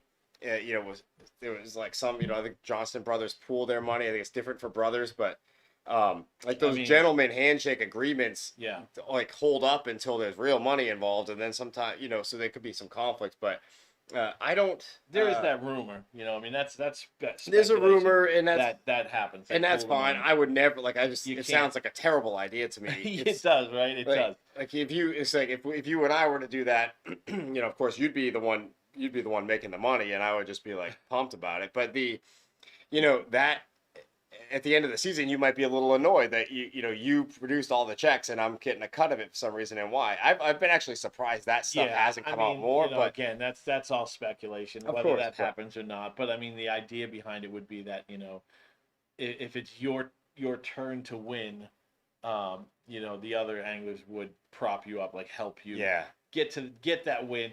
And again, does it go that far? I don't know. I think that might be the piece that you could look at it and the conspiracy theory side of things and go, this person won this event, and then that person won the next event, and then that person won the next event, and then cycle through, and then So I think that's what gets me the most about it. Going down that road, it's you would just end up not fishing kayak tournaments anymore. But strictly speaking, like just about the coordinated team fishing thing, it baffles me, especially on a professional level. When it comes to like a KBF where it was encouraged, it's a business, right? You want people to come in and fish the events, and if you have to kind of allow something like that to get a lot of these anglers, you know what I mean, especially if they're popular anglers, to fish your events, you're gonna allow it, right? Because you need their money, you need their that is the balance that we're learning about, right? I mean, but to me, I don't know. I don't think it should be allowed on any level, especially a professional level like this. Yeah. It's just baffling to me, because they say you got a guy, who's this Alex Weatherell guy? Yeah, maybe nobody likes him. Maybe he's just a guy. He's a loner. Could be. He's shy. He doesn't have any friends. This poor guy. Now he's got to go and he's got to fish against Corey and Chris Johnson. Yeah. I think for me, is it fair? For me, for kayak fishing, it's been one of the, we've been doing this a long time, and one of the things that kayak fishing tournaments in general have faced throughout the years is this sort of view of being lesser than competition, right? Or being, recognized in general, like being recognized in general as a legitimate fishing tournament, format. The kayak fishing, you hear for a while we'd hear from folks who fish bass boats. They'd have no concept of how kayak fishing events go with the photo submissions, the app, and to me, the team fishing concept, when kayak fishing has an achievement, whether it be an individual achievement, whether it be my own, whether it be an organization, like I don't want anybody to be able to chip away at it, and for the sport of kayak fishing, you don't want to give anybody an excuse for why a successful event or an accomplishment from a kayak fishing tournament is lesser than, a bass. I don't think you hear that debate as much anymore, but to me, it's like, as an angler, and, before we were running EKF and we were dedicated to just cut the competition side of it, the last thing I want to be doing is standing up front in in the top 10, top 5 or winning, and stand up there, in the back of my mind, knowing like, oh,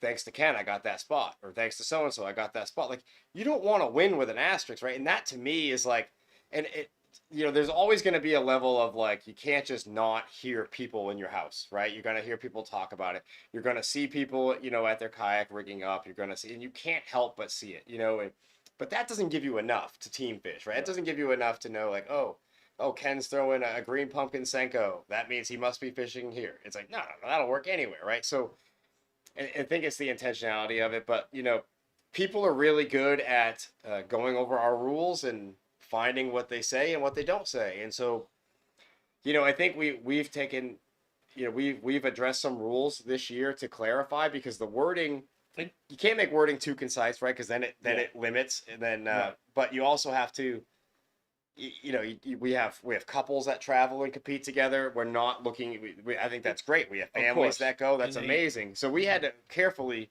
adjust our rules this year to be focused on the intent of gaining a competitive advantage. And it should be But- clear, just while we're here and talking about it, that our rule change was not, despite my opinions on it, it wasn't something, and it wasn't really a rule change. It's kind of been in place. We clarified some things, there were Clarification, some questions and everything like that. But this is a problem a lot of people have.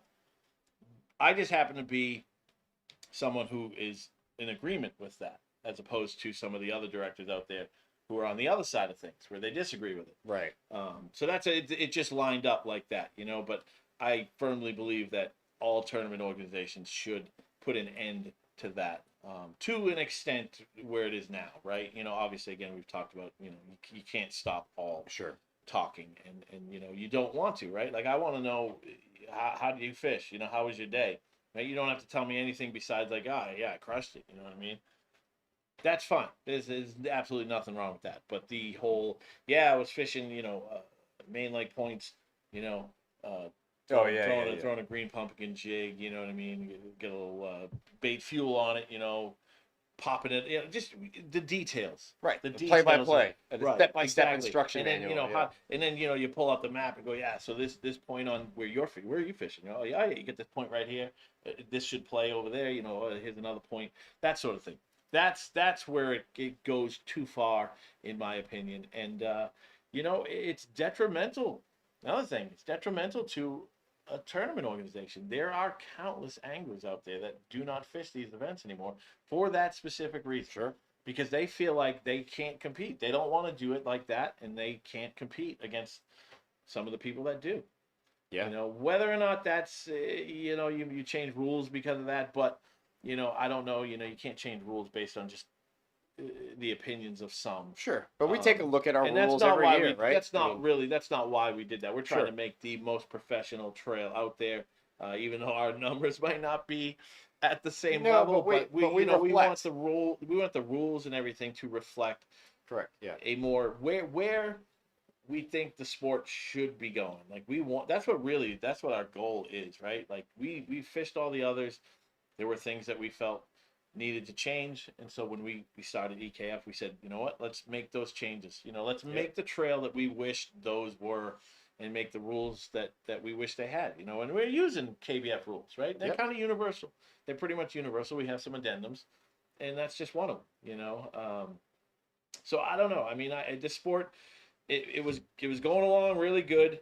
When it was just KBF, that kind of came crumbling to the ground, and now there are other trails, and that was inevitable regardless, right? Of course. You're not going to have one big trail that dominates, Anything forever. successful is going to have competitors and imitators. Yep. So, they came along, and things were going to change regardless. It's unfortunate that now KBF is no more. I mean, at least on the trail side of events, things, yeah. I wish that regional model that they had going for 2 years was the absolute perfect thing going for kayak fishing. I felt, and I think a lot of other people agree. And I wish somebody would do that again. You have regions, you have 5 events in a region, and it all culminates into a big national championship at the end of the year. The top however many anglers in that particular region, they all come together. It's perfect. And it was a good time for sure. Unfortunately. But somebody else could come along and do the same thing. I mean, Bassmaster could do something similar because they do have Bass Nation. I mean, that would be, you could split those up. Kind of see it starting, yeah. The Bass Nation part of it is the difficult part is that, I was talking to Kevin Dowie. He has the New Hampshire. They run the Bass Nation chapter in New Hampshire. Kevin Dowie, Jeff Matava, and their bass boat side of Bass Nation in their state was very, very helpful to them. You know what I mean? Just kind of gave them the keys to the kingdom, and just, you guys run it. Massachusetts one was not. I was going to say, that we've at heard all. mixed stories, yeah. And I know, I believe I won't say who, but I believe somebody down in North Carolina, they tried one with their local chapter, and the same deal. Just nothing but a headache. Because it's the bass boat guys, they don't understand kayaks, or maybe the guy in charge is a control freak or whatever it was. But it was a nightmare. But if you could get that working, where you actually do have a New Hampshire, a Bass Nation chapter in every state, and then you break all that up into specific regions. You could do that. You could do that. You have all the states get together, and then they have a regional championship, which is what they do on the bass boat side. Yeah, They have the state championships, then they have the regional, then they have the national, and then I think that's it. If you win the national, then you make it to the classic. That's the path to the classic through the Bass Nation series, or it used to be. So but you could do something similar. Yeah, the culminating event on a like a destination body of water is a cool idea. It was definitely fun.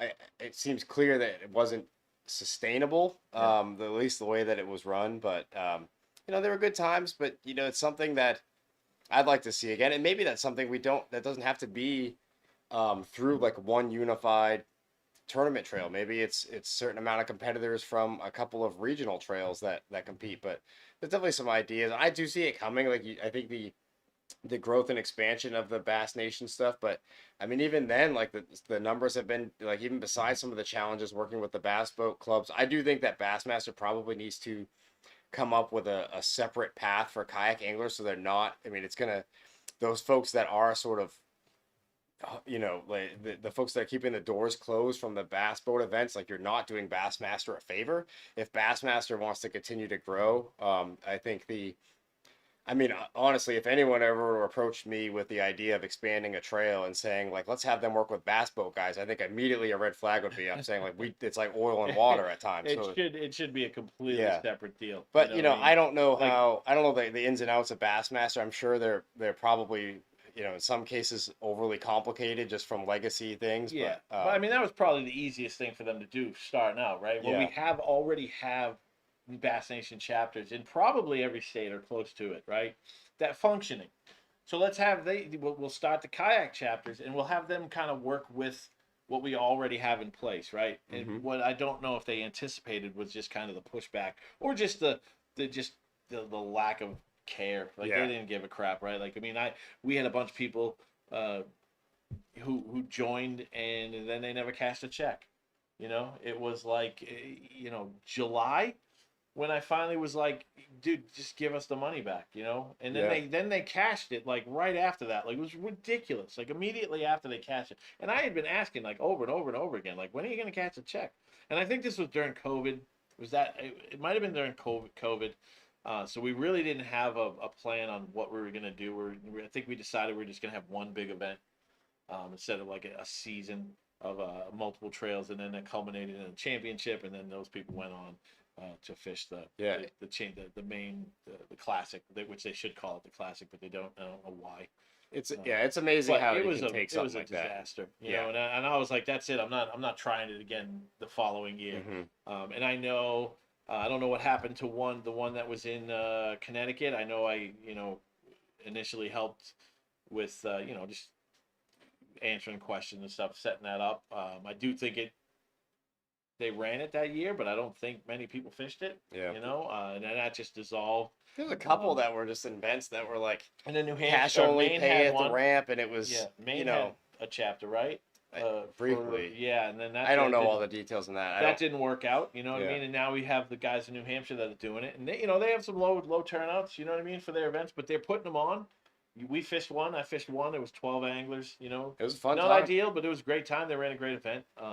So I'm hopeful that they'll just get bigger and bigger. And then that, of course, offers opportunities for the local anglers to if they can't do Bassmaster. Bassmaster typically has come up here once a year. They're probably not going to do more than that. They only run like 5-6 events, right? Yeah. So you're going to have some down south, and then some, maybe lacrosse or something like that, kind of more Midwest. I think they went to St. Clair this year. So you'll never have it where KBF was having like three events up in the region, or during the regional, like 3, 4, 5. You'll never have that with Bassmaster, I don't think. So if they can pull that off with the the New Hampshire chapter. Yeah, And I hope they do. It'd be great. It'd be great for the region. Yeah. You know? All right, so going back to leaderboard, we have some changes. We have welcome to the party, Trish Angelini, jumping up to 5th place. Trish recently has been added to the Pan American USA team, Team USA for the Pan American Championships. Congratulations, Trish, on that. That's amazing. She gets to represent the U.S. She's on the board with a 14 and a quarter and 212s. That's bringing her to 5th place. But then we also have a new Fresh Baits Big Bass leader, Quad Dow, with a 18.75. So we're right on that. It happened, I think, a little sooner than I had expected anyways, but the 18 didn't hold up. And that's a largemouth. And it's a largemouth. So largemouth are the sleeper variable of this event. This is known as smallmouth Disneyland. I think it lives up to that name, but as you showed last year, there are some quality largemouth here as well. And I think they tend to be in the spots that maybe are a little safer on days like something else to mention, days like this where, I'm noticing outside the window here some raindrops, so that the weather is changing. With that weather sometimes comes some wind. Sometimes our kayakers have to go to sheltered areas. Some kayakers intentionally select these places with a level of protection just in case. They look at the weather. Sometimes the weather's unpredictable. So it's like there's largemouth here. He's showing everybody where he's fishing. It looks like he's fishing really shallow, which, again, not surprising. You can see his fish finder in full view. That's very helpful to us, so thank you. Yep, yeah. So he hasn't learned that lesson yet. That's all right. The seasoned veteran will see all of that. Yeah, so it's good to see some fish coming on the board. I think we're definitely seeing evidence of the lack of cell service. Trish had 3 fish go up at once, so I'm guessing she found a pocket of service. I've been, how many times I've been on the water and there's like a 5-foot circle of 2 bars that'll be just enough. Any step out of that, or you turn your motor on or something and it goes away, but you hang on to those 2 bars, you cling to it. So that's great to see. Yeah, the fish hopefully will start picking up here a little bit. We've heard from a couple folks that the bite is tough, a lot of short fish, but hey, with they're short fish, sometimes they can be larger fish as well. So we'll see how that develops as we go. But one thing to mention from last night, so we had, for this event leading up to it, in an attempt to get some excitement and anticipation for it, but also to get folks to register, we did a Dakota Lithium Power Bundle giveaway. So we gave away, so anybody who registered for this event before August 10th was automatically entered into a drawing to win a 60 amp hour power box from Dakota Lithium, a 10 amp hour power box, a 23 amp hour battery with the inverter. If you haven't had a chance to check out the 60 amp hour power box on Dakota Lithium's website or any other videos, they also make it in the 135. But the 60 amp hour power box is one that we've had an opportunity to use quite a bit. And I'm really excited that we get to give some away this year because it's a really cool thing. It's like, the 10 amp hour power boxes were huge when they came on the scene. Like at first, I think when lithium ion batteries came out, I think most of us were a little bit like, what's this all about? We didn't quite understand it. As they, hung around and became more prevalent, people started to realize they're lighter. There's no voltage drop, or far less voltage drop with lithium ion batteries. They're giving you the 13 plus volts from 100% charge to 0%. And then these batteries started getting bigger, right? And we started seeing them. And now Dakota Lithium has come out with not upgraded, but larger capacity versions of their 10 amp hour power box. The 60 amp hour comes with a waterproof case that honestly is like, it feels very much like a strong, sturdy Pelican case. Within that is the built-in inverter. And this thing, I think I've talked about it a lot. People probably know about it. I posted on Instagram. There was a couple years ago, Christmas with my family. I was smoking some turkey on the grill, and in classic New England fashion, power went out. So got my Dakota Lithium power box, powered my pellet grill for the rest of the way through, and these things are just amazing. They also can power your car, so it's really cool that we're giving this away, and it's something I've been a huge fan of. We also powered our Fishing Expo booth for the entire weekend with these boxes. I before I had the 60 amp hour power box, I jumped my car multiple times with a 54 amp hour battery. Really? Probably not the yeah. Oh yeah, yeah. No, it's absolutely possible. I don't know if that's advised. Might have voided a warranty or two, hey, but hey, listen, it worked, right? You just give it a little juice, and hey, let it sit there for a little bit, and then it works. So the 60 amp hour though is a cranking battery, so it is actually made for that. So probably you shouldn't do it. Don't listen to me, but I did it and it worked. But the 60 amp hour for me, I need a fan on when I'm sleeping. Oh yeah. It's just I can't. I get hot. Our bedroom's in the basement. The AC really doesn't reach down there. There's only one vent. And it's in the main room, not in the bedroom. So it gets a little warmer, and without a fan, I have a hard time sleeping. And that 60 amp hour will run my fan and run my CPAP machine, which obviously you need that, otherwise I could die. Seriously, That's true, yeah. It's so it is a fantastic thing to have. Just the power. If you don't want to buy if you have an existing, say you already have a 60 amp hour battery, buying the power inverter, the converter, inverter. You're right. I said it right the first time. But I have one of those as well, and I had that before I had the 60 amp hour, and I just connected it to a 23 amp hour. Same deal. It'll run your small. It'll run small appliances. Yeah, sure will. It's not your fan's not gonna run as fast. It'll be a little bit slower than before, but it'll still run, and it'll run for a good amount of time. Yeah, it's really impressive. So it's a game changer for me, especially when our power goes out. It just happens from time to time, especially during the summer. You get a lot of storms that come through, at night, early morning, and having one of those is fantastic. Yeah. And you could probably run your refrigerator to an extent. It's my dad's an electrician. I can ask him. Yeah, it may not run it to the extent where you need it to, but it could extend that. Your food will stay fresh for 4 hours, however long it is. But it might extend it to 5 or 6. Yeah. You never know. I haven't tried that, but it's very possible. It does put off a lot of juice, and they're great things to have.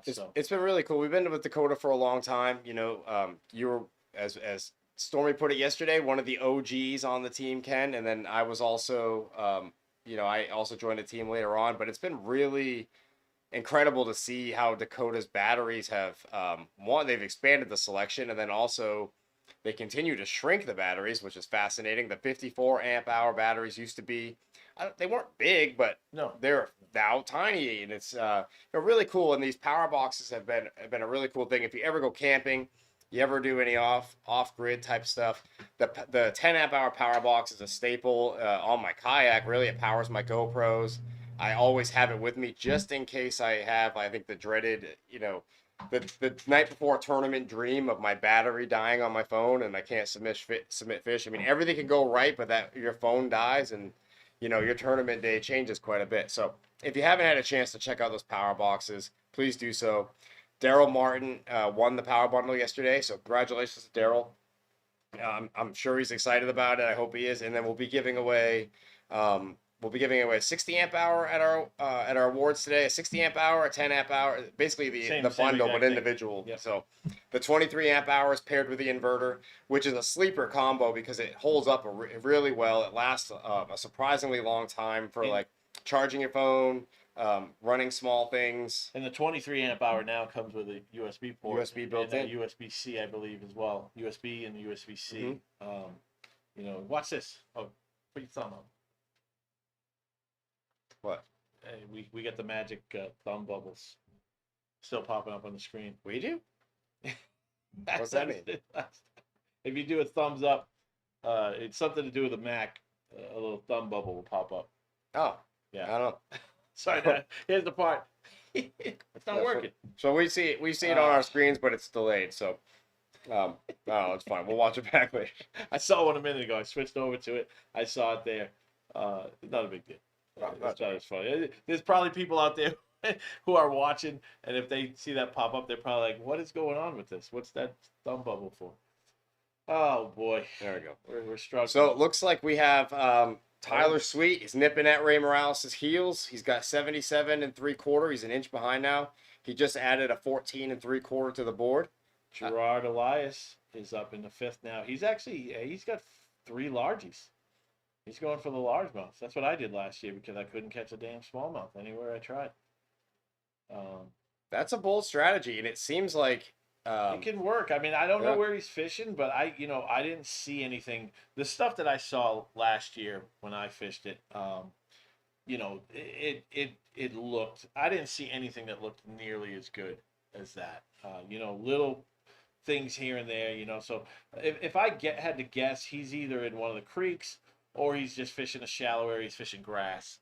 I didn't see any surf where I fished. It was all slop. It Yeah. was surface slop with frog fishing kind of things. I didn't see any of that. Of course, we weren't out there. We just drove around, stopped at a few ramps. From what we could see from just driving, there didn't look to be anything like that. So we saw a lot of it would be clear water, grass. Kind of what we saw around the corner in Messina. sure, yeah. And it looks great. You know what I mean? There goes Gerard with a There he 4th is. fish. So Gerard though speaks. I think Gerard's a great example of what you spoke about earlier, and that is like this is the type of place like you really got to pre-fish. We know Gerard has been here since Wednesday. We got to have dinner with him on Wednesday and just kind of hang out. Gerard, we've known him for a long time, and it's cool to just hang out. And it didn't sound like things were like overly positive for him. Like he was a little bit kind of like bummed out, yeah, a little struggling, but it's sometimes not about having a successful pre-fish, right? Because pre-fishing is valuable whether you catch a fish or not, right? You can easily eliminate water, which is just as helpful as finding a spot, and to an extent. On a place this big, I don't think you're going to eliminate everything, all the bad spots necessarily, but you get a few days in, and Friday night before the event, you get to kind of compile all that and figure out, okay, like, based on what I saw, what gives me the best chance. And good for Gerard here in finding a spot that has fish he's able to keep the the kayak on the water, and safe and all that stuff. So good for him. It's good to see Gerard getting on the board. And it seems like he's gradually clawing his way up, which is good. Third place. And it looks like he might have just uploaded everything. So you might see a 5th fish come in right now. He might have been holding off, or might again had a bad signal, found a spot.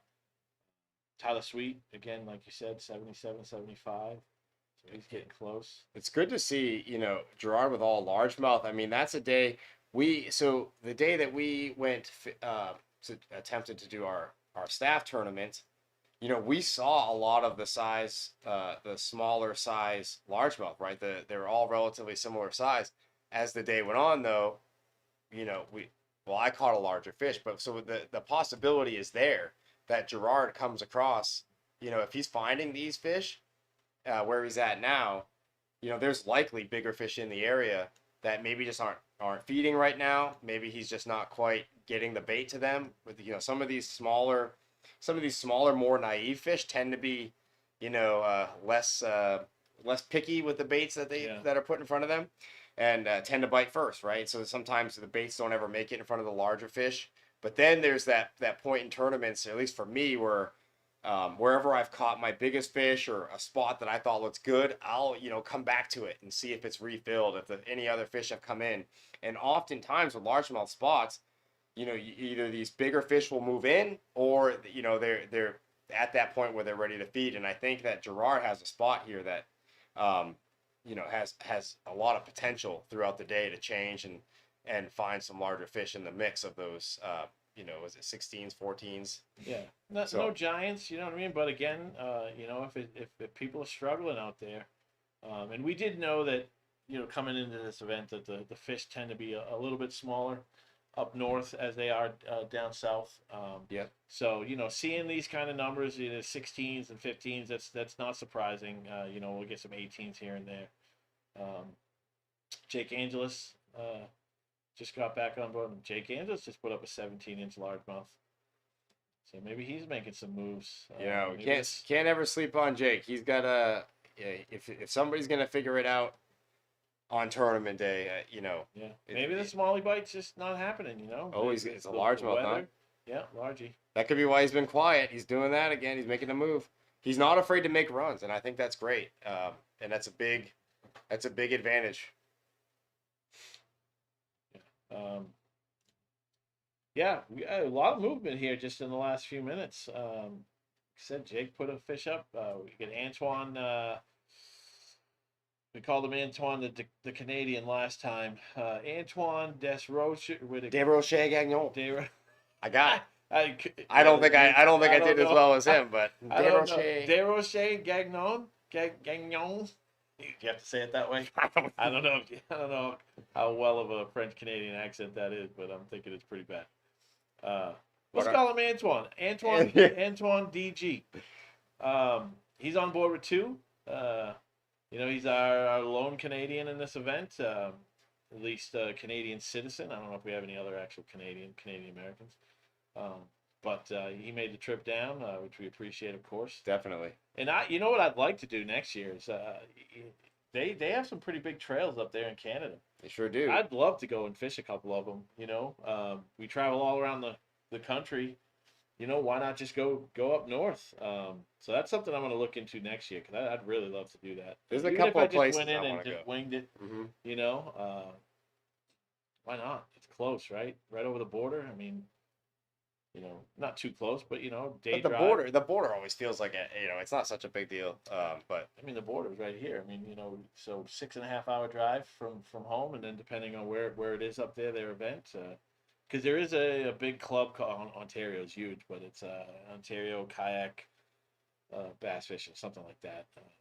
But again, I didn't even think about that sort of thing until they fished our events last year, and yeah.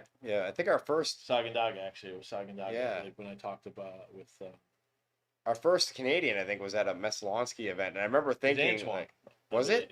Yeah, I don't know if it was Meslonsky, but I know it might have been St. Lawrence River last year. I believe it was him. He was the first ever to come down and fish the event. It might not have been St. Lawrence River. It might have been. I think it was Meslonsky. Might have been Meslonsky. I remember just thinking though, like that. Why hadn't we considered that? That's a possibility. Yeah, I mean, but it was cool. It was cool that they had done it. We're rude Americans, I guess. Yeah, but we can return a favor and go visit. I was stationed in Italy, and I didn't even think about bass fishing over there. I was younger. I was a lot younger. It didn't even cross my mind that I could have gone fishing. Yeah. And then I find out years later, I'm like, oh my God, are you kidding me?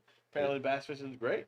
In Italy? In Italy, yeah. You do not hear about that. Yeah, in England, I looked into it, and there are no bass in England. Unfortunately, they fish for like carp and things like that. European perch. Where? European in perch? Italy? Yeah. I think it's like 5 pounds. Maybe. I'm pretty sure that this. That's a massive perch. Bass and I could be wrong. I thought they were. I could be wrong too. But Yeah, Google it. Yeah. Jamie, look it up. Yeah, Jamie. Look Yeah, it up. Jamie. Yeah, so that's something we should definitely go to Canada. We got to do a Antoine on board with a third fish. So he's probably found himself a signal. Don't know if he's just on a pile of fish now all of a sudden. that's what's good is I think we're gonna see that right up until lines out. We're gonna see the sort of bulk submissions, right? People taking a break. It's one of those things where we talk about this, I think, in every event when it comes to smallmouth. It's a strategic decision when you're fishing to get those fish measured, whether or not to upload them immediately or keep fishing while the bite is hot. And the smallmouth bites, you can get on a school of them and they can be fired up. Well, it's hard to put the rod down. Another thing you got to think about here too is current. You're trying to stay in position. Yep. Especially if you're not doing if you don't have spot lock. Like for me, I find with the Torpedo, I could stay in position almost like spot lock, right? As long if I match the speed of my motor to the speed of the current that I'm going against, or the wind or whatever it may be, I could stay in position, but I have to be very conscious of where I am at. I have to pay attention to my foot placement. So there have been times where if I'm looking at my phone on the way back to a ramp, and I look up and the ramp is now over here, and I've been kind of doing this.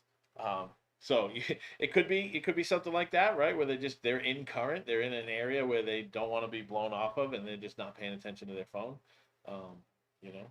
Yeah. And same thing in the morning. The fish might be biting, and you don't want to upload. You know what I mean? Some people call that sandbagging. I don't, right? Like I don't. Of course, I ghost. Oh. Pretend we didn't see that. Something just fell. Something just fell somewhere in the house. But what was I saying? Current. Current? Yeah, I think I moved on from that. Glad you were paying attention. So, do you remember? I don't know what I was saying. Good Lord. Well, speaking of current, one of the things I was thinking about is like the the ability to do that, the staying in the current, the fishing the current, like knowing like I don't know. These are things that for when you primarily fish lakes, it's such a challenging thing to understand. These rivers can make you feel like you've never fished before. Sometimes, We were talking about uploading. That's what we're talking. Right. Sandbagging. Sandbagging, That's what uploading we're talking fish, about. yeah. Sandbagging. Yeah. So, anyways, I was just saying, like, yeah, sandbagging. But- I don't see a problem with that if you're on fish in the morning and you just wait. Well, it's all about the intent, Yeah. right? you Like know, if of it's course. if it's a strategic thing versus like I need to get this bite while it's there. Plus, sandbagging doesn't happen at 10:55. Strategy is key as well, Right. and I've said that. Right, said but that sandbagging doesn't happen at 10:55. No. Right, so it's like I think that speaks to it. But one of the people I thought about, or like we visited Black Hall Fitters earlier this year, leading up to the season. One of our new sponsors, and we went and checked out their stores and stuff. And one of the things that's been really cool is like talking to some of the guys that work there and how they fish. And one of them, I can't remember the person's name, but he's sunrise kayak fishing. He's been catching massive striper, and I think about that like when he hangs out in the currents and stuff, and he's been catching like monster, striped bass. Oh, I had a brain fart there, but it's like he goes at night because it's like you time them out and stuff, and you stay there, and I think about that when it comes to like this river fishing. It's like it can be a waiting game, and it's not always. I feel like on still water, it's finding the spot. Yeah. And river fishing and currents and all that stuff, it's more patience, right? Like striper, yeah, they're on the move. Striper, what they're I mean? always moving, they're yeah. on the move. Especially, I mean, God, if you, it was John B. put a video out years ago on the canal, Cape Cod Canal. Go watch it. I mean, every year the striper come through there, and it is insane. And the shores are lined with people. Yeah. I mean, how many pictures do we see every season when people with giant hooks in their head because there's so many people that close to each other, and probably most of them don't really know what they're doing fishing wise. They probably just go out there at that time. You know? I didn't know. Oh, it is wild, and I've never done it. My son wants to do it, so we talked about doing it next year. At least going somewhere and catching some striper. But yeah, just to see the sheer amount of people that are there, because it's the canal is they I don't know, Army Corps of Engineers. I don't know who built it long ago. They basically just cut a canal straight through the arm of Cape, where it goes into the arm of Cape Cod, and they come through there every season. Tons of current, and I can't imagine fishing like that in a kayak. Is he in a kayak? He's in a kayak, He's in a right? kayak, in yeah. at night on the ocean, in a kayak at night. Tends to be what I'm Waiting afraid for of. striper. Yeah, I try to. The ocean. I always joke about the ocean. Like I try to salt water. I try to fish around things that are bigger that aren't bigger than me. And some of these striper he's caught. We've done some night tournaments, and it's creepy. Just being out there in a tournament, and it's weird. It's definitely a different. Some people do it all the time. Nip and nick it. Nip and nick it in the Bridgewater Triangle. Yep. Long time stories about UFOs. I and hear aliens about and them. Ritual sacrifice, Bigfoot, and all that stuff. And I'm telling you, I was going along the shoreline, and there were reeds, and I could hear something moving through the woods, through the reeds. I don't know what, and it was making a sound. Sounded like a grunting weird. Could have been a coyote. I don't know what it was. But I moved along pretty quickly away from that area when we were out there one night. One of the creatures is Pogwagees, and what? My wife Ashley talks about it all the time. What is Pogwagees. I'm probably saying it wrong. They make a noise. I'm not going to do it. She does it, and I cannot stand What the do you noise. call it? Pogwagees. Okay, never heard of that. Really, They're out there. Cryptozoology not up to where I thought it was. And then I still remember talking to Bruce about it. Of all people, I didn't think, I was like, oh, he's gonna call BS on this stuff, and he swears he saw something. Yeah. So yeah, we had a KFL match there, and there were prayer candles lit at the boat ramp. Oh my God, I remember that. Yeah, and that somebody is Conant at a kicked him over. Don't say the name. Well, he's So, already yeah, got the well- curse. Sorry, Conant, you got the Yes, curse. that is true. We went out there, bunch of prayer candles there, and somebody got annoyed. It was like kicked them all over. Well, they were not. They were a bit in the way. They were in the way. They were but blocking. Yeah. Yeah. Anyway. So anyway, movement on the leaderboard. Ray Morales, and I think we're going to take another break here in a second, so we'll go over this real quick. Ray Morales up to 81.5 inches with a 17.75 upgrade just now. Tyler Sweet is, I think he's had a small upgrade, 78.5. 15.25 and 14.75. Antoine, our buddy Antoine from the north, 76.25. Gerard's still there in fourth place with 61.75. I mean, he gets a decent fish. He's only got 4 right now. If he gets a decent one, he'll be right up there as well. And then we've got Pat Viamet, Ryan Melia, Jake Angeles, Todd Brothers. Todd's got an upgrade here. Trish Angeles, Qua. Who's Trish Angeles? Did you say Trish Angeles? Yeah, you know, close. It's okay. Trish Angelini. Yeah, it's close. Hey, here's the thing about Jake. I said Jake Angulis the first time I met him, and I was told that was wrong. So I've been calling him Jake Angelis ever since, and so has everybody else. And did you catch what he said in the Winnipesaukee interview? He said Jake Angelis. We've all been wrong. I think we've all been wrong. I think it's Jake Angelis. Are you saying you said it that way the whole time? I don't. That would have been helpful for me. Like, You before would. the broadcast You'd think started. he would have told us by now, but he didn't.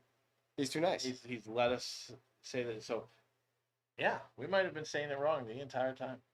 Listen, I'm not above admitting I'm wrong. So it's. I mean, I was kind of right the first time. I'll have to ask him. Yeah, we'll have to ask him. So anyway, sidetrack there. But yeah, we got 11 people on board now with fish. Clearly, I think there is a signal issue. Ray's got an upgrade, 17.75. Yep, that's what I said. Put him up to 81.5. Quad Dow is still on top with 18.75 for the big bass, fresh baits big bass. Yeah, so they're catching them. They're starting to catch them, or they're starting to upload. Gerard, again, he gets a decent fish. That's going to bump him up into, if he gets a 17 something, I'm not going to do the math on that one, 17.25 maybe, put him up in the second place. And he's got a 14, so plenty of room to upgrade. Jake is, again, always a threat, but everybody is in this one. John Vogt, he shared some pictures of him pre-fishing, and I was messaging him earlier because he messaged me about the check-in and check-out feature not working, but he said he dumped a 20 right off the bat.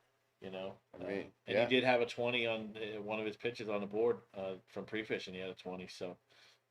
There's also a lot of people not on here. I think that could be a wild card as well. I think we know a couple of people have had some family emergencies and a couple of other things. Unfortunately, the Carl Hartwick had to go home, family emergency. Hope everything's okay. He said he had a money spot, and he had a 514, 20-inch small. Showed me a picture of it. So unfortunate for him. This would have been his first EKF event, but he had to go home family first, obviously. So tough for him, but and no doubt we'll see him again. But of course. But there's enough people that aren't on the board that does. If you're Ray Morales right now and you're trying to hang on to that lead, you have a lot of people kind of gradually upgrading, nipping at your heels. But then you also have the question mark of what about those? It's the challengers that you can see are stressful and nerve wracking, but it's almost worse when you realize there's ones that you can't see, right? And Like, if he may not even been thinking about any of that because he might not be paying attention, right? I don't look at the leaderboard when I fish, mostly because it's not a concern. But there's been times where it was, and I still didn't look then. It's nerve wracking and not something not something that I need on top of everything else. But but Ray's doing. I mean, he's been fishing for a very short period of time for bass fishing, like competitively. And I think last year was the first year, right? first year competitive, and I don't know how much With he us, how I much he did. believe. Yeah, I think it was his first year competitive fishing. I'm not sure, but I mean, he's but he's he's- always here, and he's, you know, whenever we run into him, it's like I've been here all week. Yeah, I You mean, know? he's one of those guys that if he's that good with such little experience, you know, how good is he going to be as the years progress? You know, young guy again. You know, that's why it's like I want to see the sport go to that next professional level for guys like this. You know what I mean? So there's something there for them to fish, and they're not fishing, you know, like a glorified local trail. You know what I mean? Just for more money. You know, I want to see that. I want to see the sport get to a point where actually people are making money, you know, fishing these events. And of course, I know that there's, you know, a lot of the bass anglers, the professionals on the bass boat side, they're not actually making a living, you know, through their tournament earnings, you know. But once you get to a certain point, you know, all of those things will come together, and there will be sponsors that will be willing to put money into you, you know, and you won't have to see somebody, you know, switching over to the bass boat side, things sure. like that, Yeah. trying to make a living, you know, because they get to a certain point. I'd love to see there be legitimate professional kayak anglers Absolutely. who are making a living, they're making money in the events. Maybe they're winning in a, you know, what is the cutoff? 50th place, you get 10 grand or whatever it might be, 25th, you still win 10 grand. You know, imagine kayak fishing to that point where, yeah, you didn't win the event, you didn't win a ton, but you got enough money to carry you over to the next event, pay your entry fees, all that sort of thing. You know, hotel, lodging, vehicle, whatever. It would be great. I'd love to see it happen. We got a long way to go though. We got a long way to go, but you know, it takes time, but I think we'll get there. I mean, I think it's possible, is what I should say. I don't know. Definitely possible.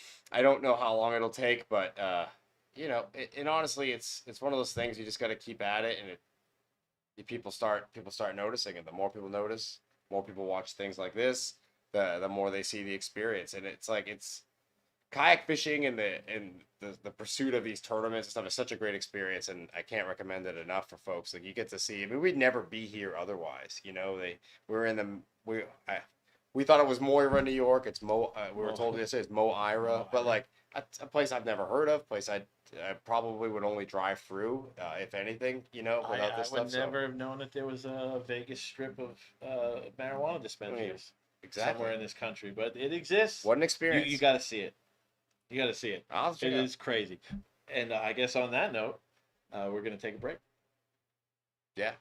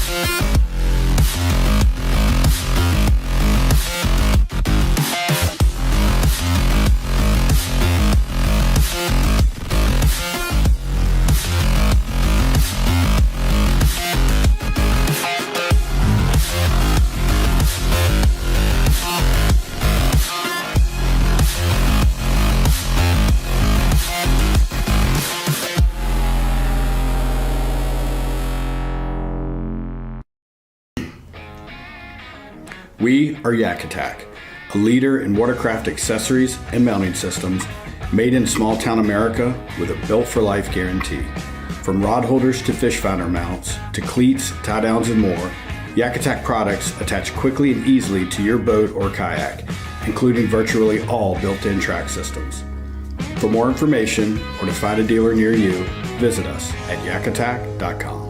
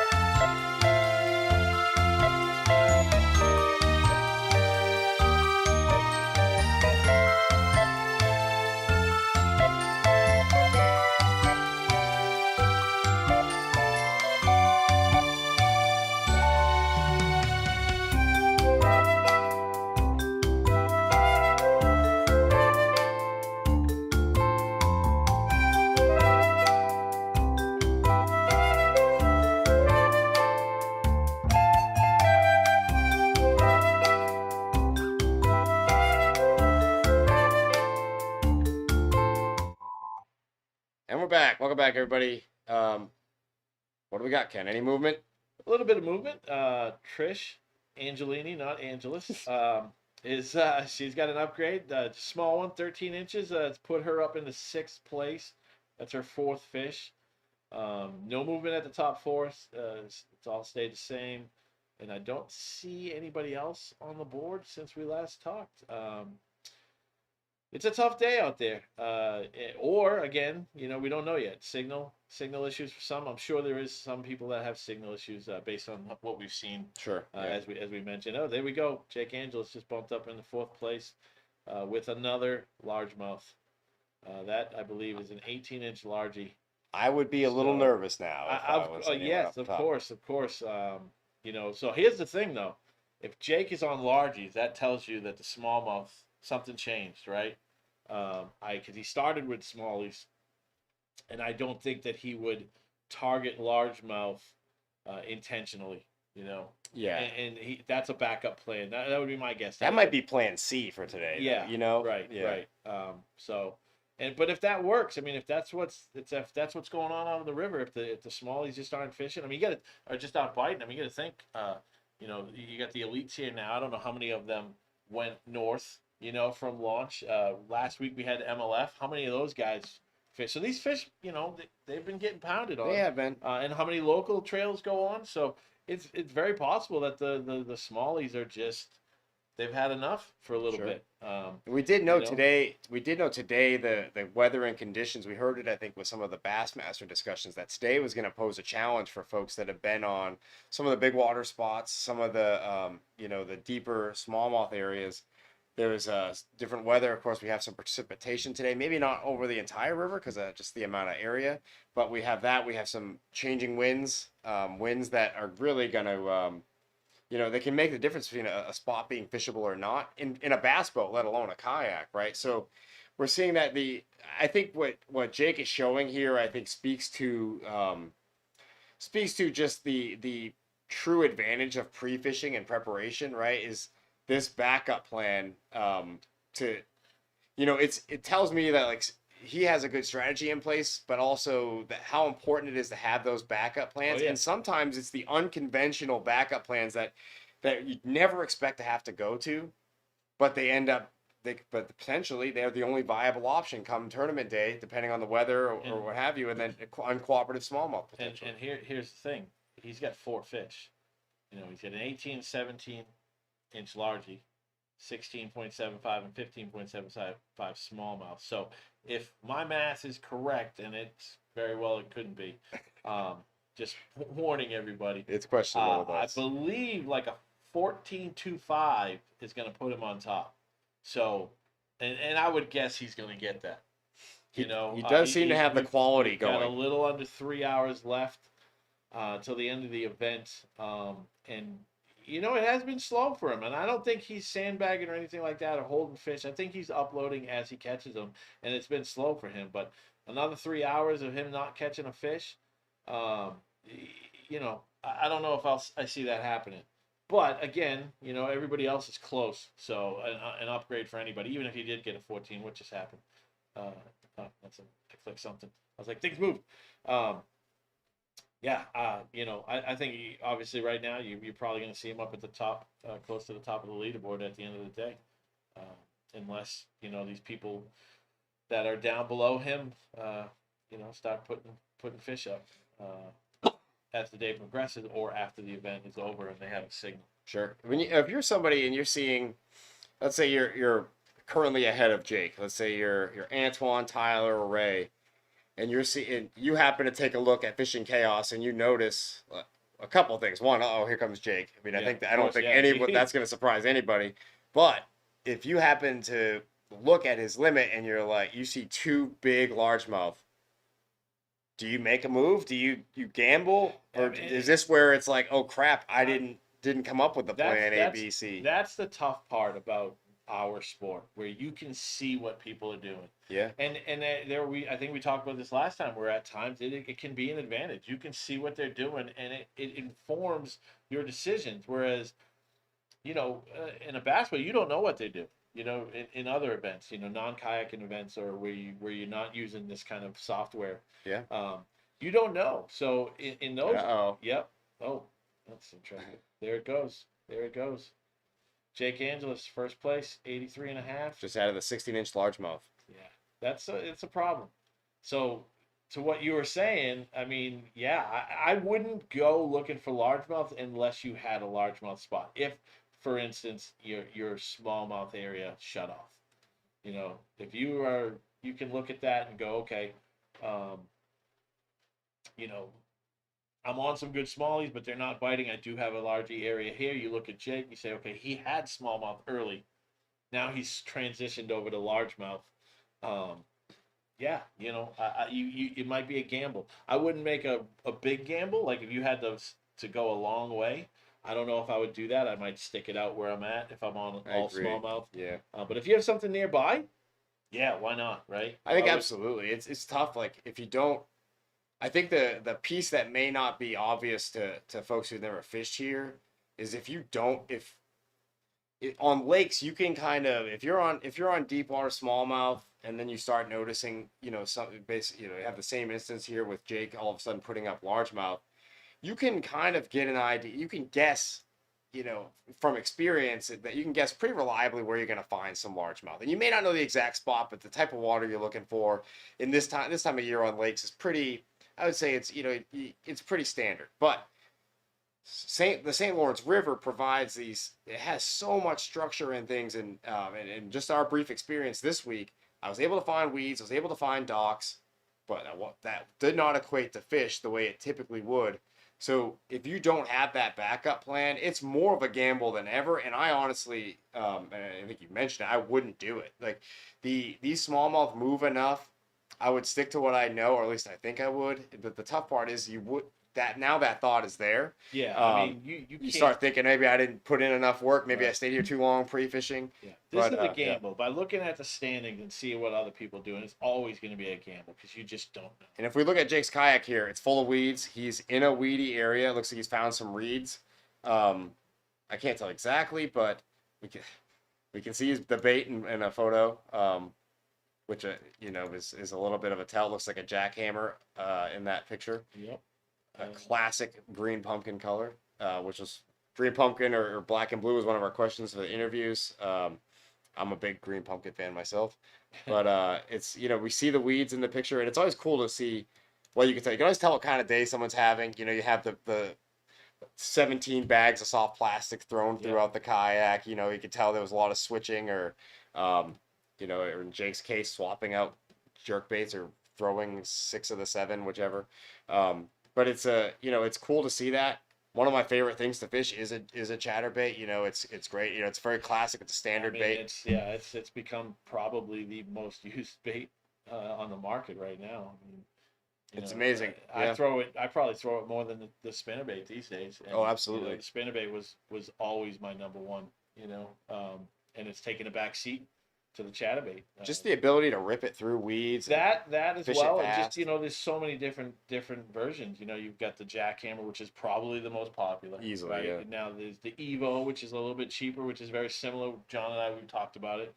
Very similar to it, and I love the Project Z, the weedless Project Z.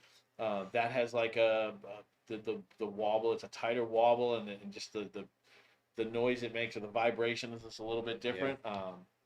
And they all have their advantages, right? They all have some of them have like the cross eyes, they have different ones, but then you get into what I like about them. Well, I love the jackhammer. I think it's my favorite, but it's always cool to try out some of the other brand offerings. I know Picasso has like a shock blade, and the blades are always a slightly different shape. And the cool thing can be like finding that chatterbait or the vibrating jig that maybe isn't crazy popular around here, and giving fish something different to look at. But it's such a versatile bait. It is. It is. I like the jackhammers with the painted blades. I tend to get. I feel like I get less pickerel, which is nice. But you can't ever avoid them altogether. I mean, here's the. Steve Smith on board with 17-inch smallie. Steve's staying with us, so of course that we're rooting for Steve. Makes you feel good. He's been struggling with the pre-fishing, so he went today to a spot. He just gambled on a spot, right? He did, and he stuck with it all week, and I think that's the key, right? We have challenging days. That's how it goes. Whether we've all had tournaments where we're going into tournament day and it's like what are we? Hopes are low. It's kind of nice actually in some regards. It's to go in with because you have tournaments where your pre-fishing goes well and you're constantly like, I just need to get to the ramp, I just need to get to the spot, whatever, and it's all stuff you don't control. So when you find yourself finally at the ramp, you have time to chill out. Or if you just haven't caught them this week, so what's the worst that can happen? I'm gonna go have some fun today. And sometimes that's the best way to do it. Yeah. And hopefully Steve is onto something here. But that 17, that's a good start, that's for sure. Let's go back to the jackhammer. Let's do it. Sorry, yeah. I was gonna issue a complaint to Z-Man live on air. Here it is. No. Everyone listen up. We're talking about the painted blades. That paint comes off so easily. Oh boy, you breathe on it. I mean, so easily. I was telling John I've had some where it's like you nick it or a piece comes off and then the rest, like the whole thing just comes off. It just slides off like a record sleeve. Really? Yes, it's terrible. I haven't had that happen. It drives me. So here's my question: what do people do? And I'm not the only one that has that problem. Yeah. Is there a paint or something that other people have that they'll use to paint the blades? I'm sure there are. I'm sure there are. I mean, I've tried like a Sharpie and it doesn't really work. Probably use a powder coat for like painting jig heads. Something. I'm just curious because that paint comes off so easily for me and it drives me insane because I love the bait, but. You don't always need the flash. That's what I like about jackhammers. Of course. Especially green pumpkin color. I think whenever I throw a green pumpkin, I'm not looking for the flash. Usually. Of course, right? Yes. The flash. Yeah, I get it. Flash is really for you want that on a more sunny day. It's a great point though about the paint. I don't know what that is. Yeah, I don't know. Somebody was talking about it the other day, and I said I think it's made out of butter. Yeah, it's got to be classic butter paint. Slides right off, and it kills me. I've heard some people fill it in. Probably doesn't even matter in the long run. It probably doesn't even matter, and we're just complaining for no reason. No, but you remember when jackhammers first became popular? Like it was after Hank Cherry won the classic, right? That was in the Red Craw, Fire Craw. Yeah. So the jackhammer, that's kind of when I heard about it. I remember the idea of like paying over $20 for a chatterbait. I'm like, you guys are crazy. Well, I don't want to tell you how many I have, and it hurts a little worse when you lose one. But yeah, I lost one on a pike the other day. Yep. Just on Thursday, a nice big pike. It's a risky bait, but it's fun to use. It's satisfying bait to throw. It's nice. When I was we fished lacrosse a couple of years ago for KBF, and that was back when I didn't fish with the jack. That's back when the jackhammers were more expensive, so I didn't buy them. And so I was throwing the Project Z, and the pike situation on that river was so bad. I lost 11 in like one day. It's a very expensive day. Yeah, it was over $100. Those are $10 a pop. The Project C. So wild. So if you ever go to lacrosse, I don't know, steel leader probably is a good idea if you're throwing a chatterbait. Cause they don't even, they're so big, you have no chance. Like you just set the hook and it's nothing there. It's just gone. Giant teeth, razor sharp. So anyway, yeah, they're bait stealers altogether. Yeah. So I think we're gonna wind this one down. This broadcast a little bit shorter than normal. We have a bit longer of a drive to the awards. Yeah. This time, so. No movement. Tyler Sweet. So we got the Jake Angeles now on top with 83.5. He has a little bit of room for improvement. I mean, he's got some pretty good ones. I don't know if he's going to be finding 20-inch largies, but we'll see. But yeah, he's definitely got some room for improvement himself. And then so do others. Ray Morales, 81.5. Tyler Sweet, 78.5. And we've got Antoine Desrochers Gagnon. Desrochers Gagnon. I take pride. Probably something like that. I think I should probably do my due diligence. I'll ask him. Figure that out. So he's at 76.25. None of his fish judged yet. I wonder what's going on. Gerard Elias is at 61.75 for 5th place, and then we're rounding up the top 10. Pat Viamet with 54, Trish Angelini with 51.25, Ryan Melia with 50.25, Todd Brothers with 46.5, and then Qua is sitting in 10th place with an 18.75, which is also the Fresh Baits Big Bass of the day. See if it holds up. Not a lot of movement. It seems to come in bursts. So again, I'm not sure if that's just a signal issue and these guys are waiting, or if they're running into, Yeah. schools of fish and they're just putting some up and then uploading them after. But a much slower day as expected. I mean, only 21 anglers, 48 fish caught. And I think the weather is playing a role in the tough I bite definitely today. think so. We've gone from sunny weather to cloudy, rainy, windy. Sunny and hot, not ideal. not much wind not all i- week. Not ideal for smallie fishing. Yeah. Let's see how the guys over here on the bass boat side are doing. Yeah, but definitely keep an eye on the leaderboard throughout the rest of the day. It's going to be up for what, another hour and a half. We turn it off at 1. Is that when we Yes. turn it off? It's it's not necessarily fast moving, but the top 3 are definitely really close. And I think there's a lot of people we haven't heard from yet, so I think there's going to be some movement after we end the broadcast. So definitely keep an eye on it. And This is anyone's game still. Anyone. I mean, 83.5 inches. That's not out of reach for any of these guys certainly and not. girls, of course. That's right. Okay, All right. Well, wrapping it up. wrapping it up. We'll Awesome. see you on the next one. Kennebec River. Please come out and fish that event. Please, yeah. We think it's going to be a great event. Like I said, another river event, but a quality fishery. And It's going to be a fun time. We'll see Take you care, then. everybody. Thank you. Thank you to our sponsors, Dakota Lithium and Black Hall Outfitters. A huge thank For you. accepting this project. Yeah, huge thank you to Dakota Lithium and Black Hall Fitters. Without them, the season's wouldn't be possible. So, thank you all very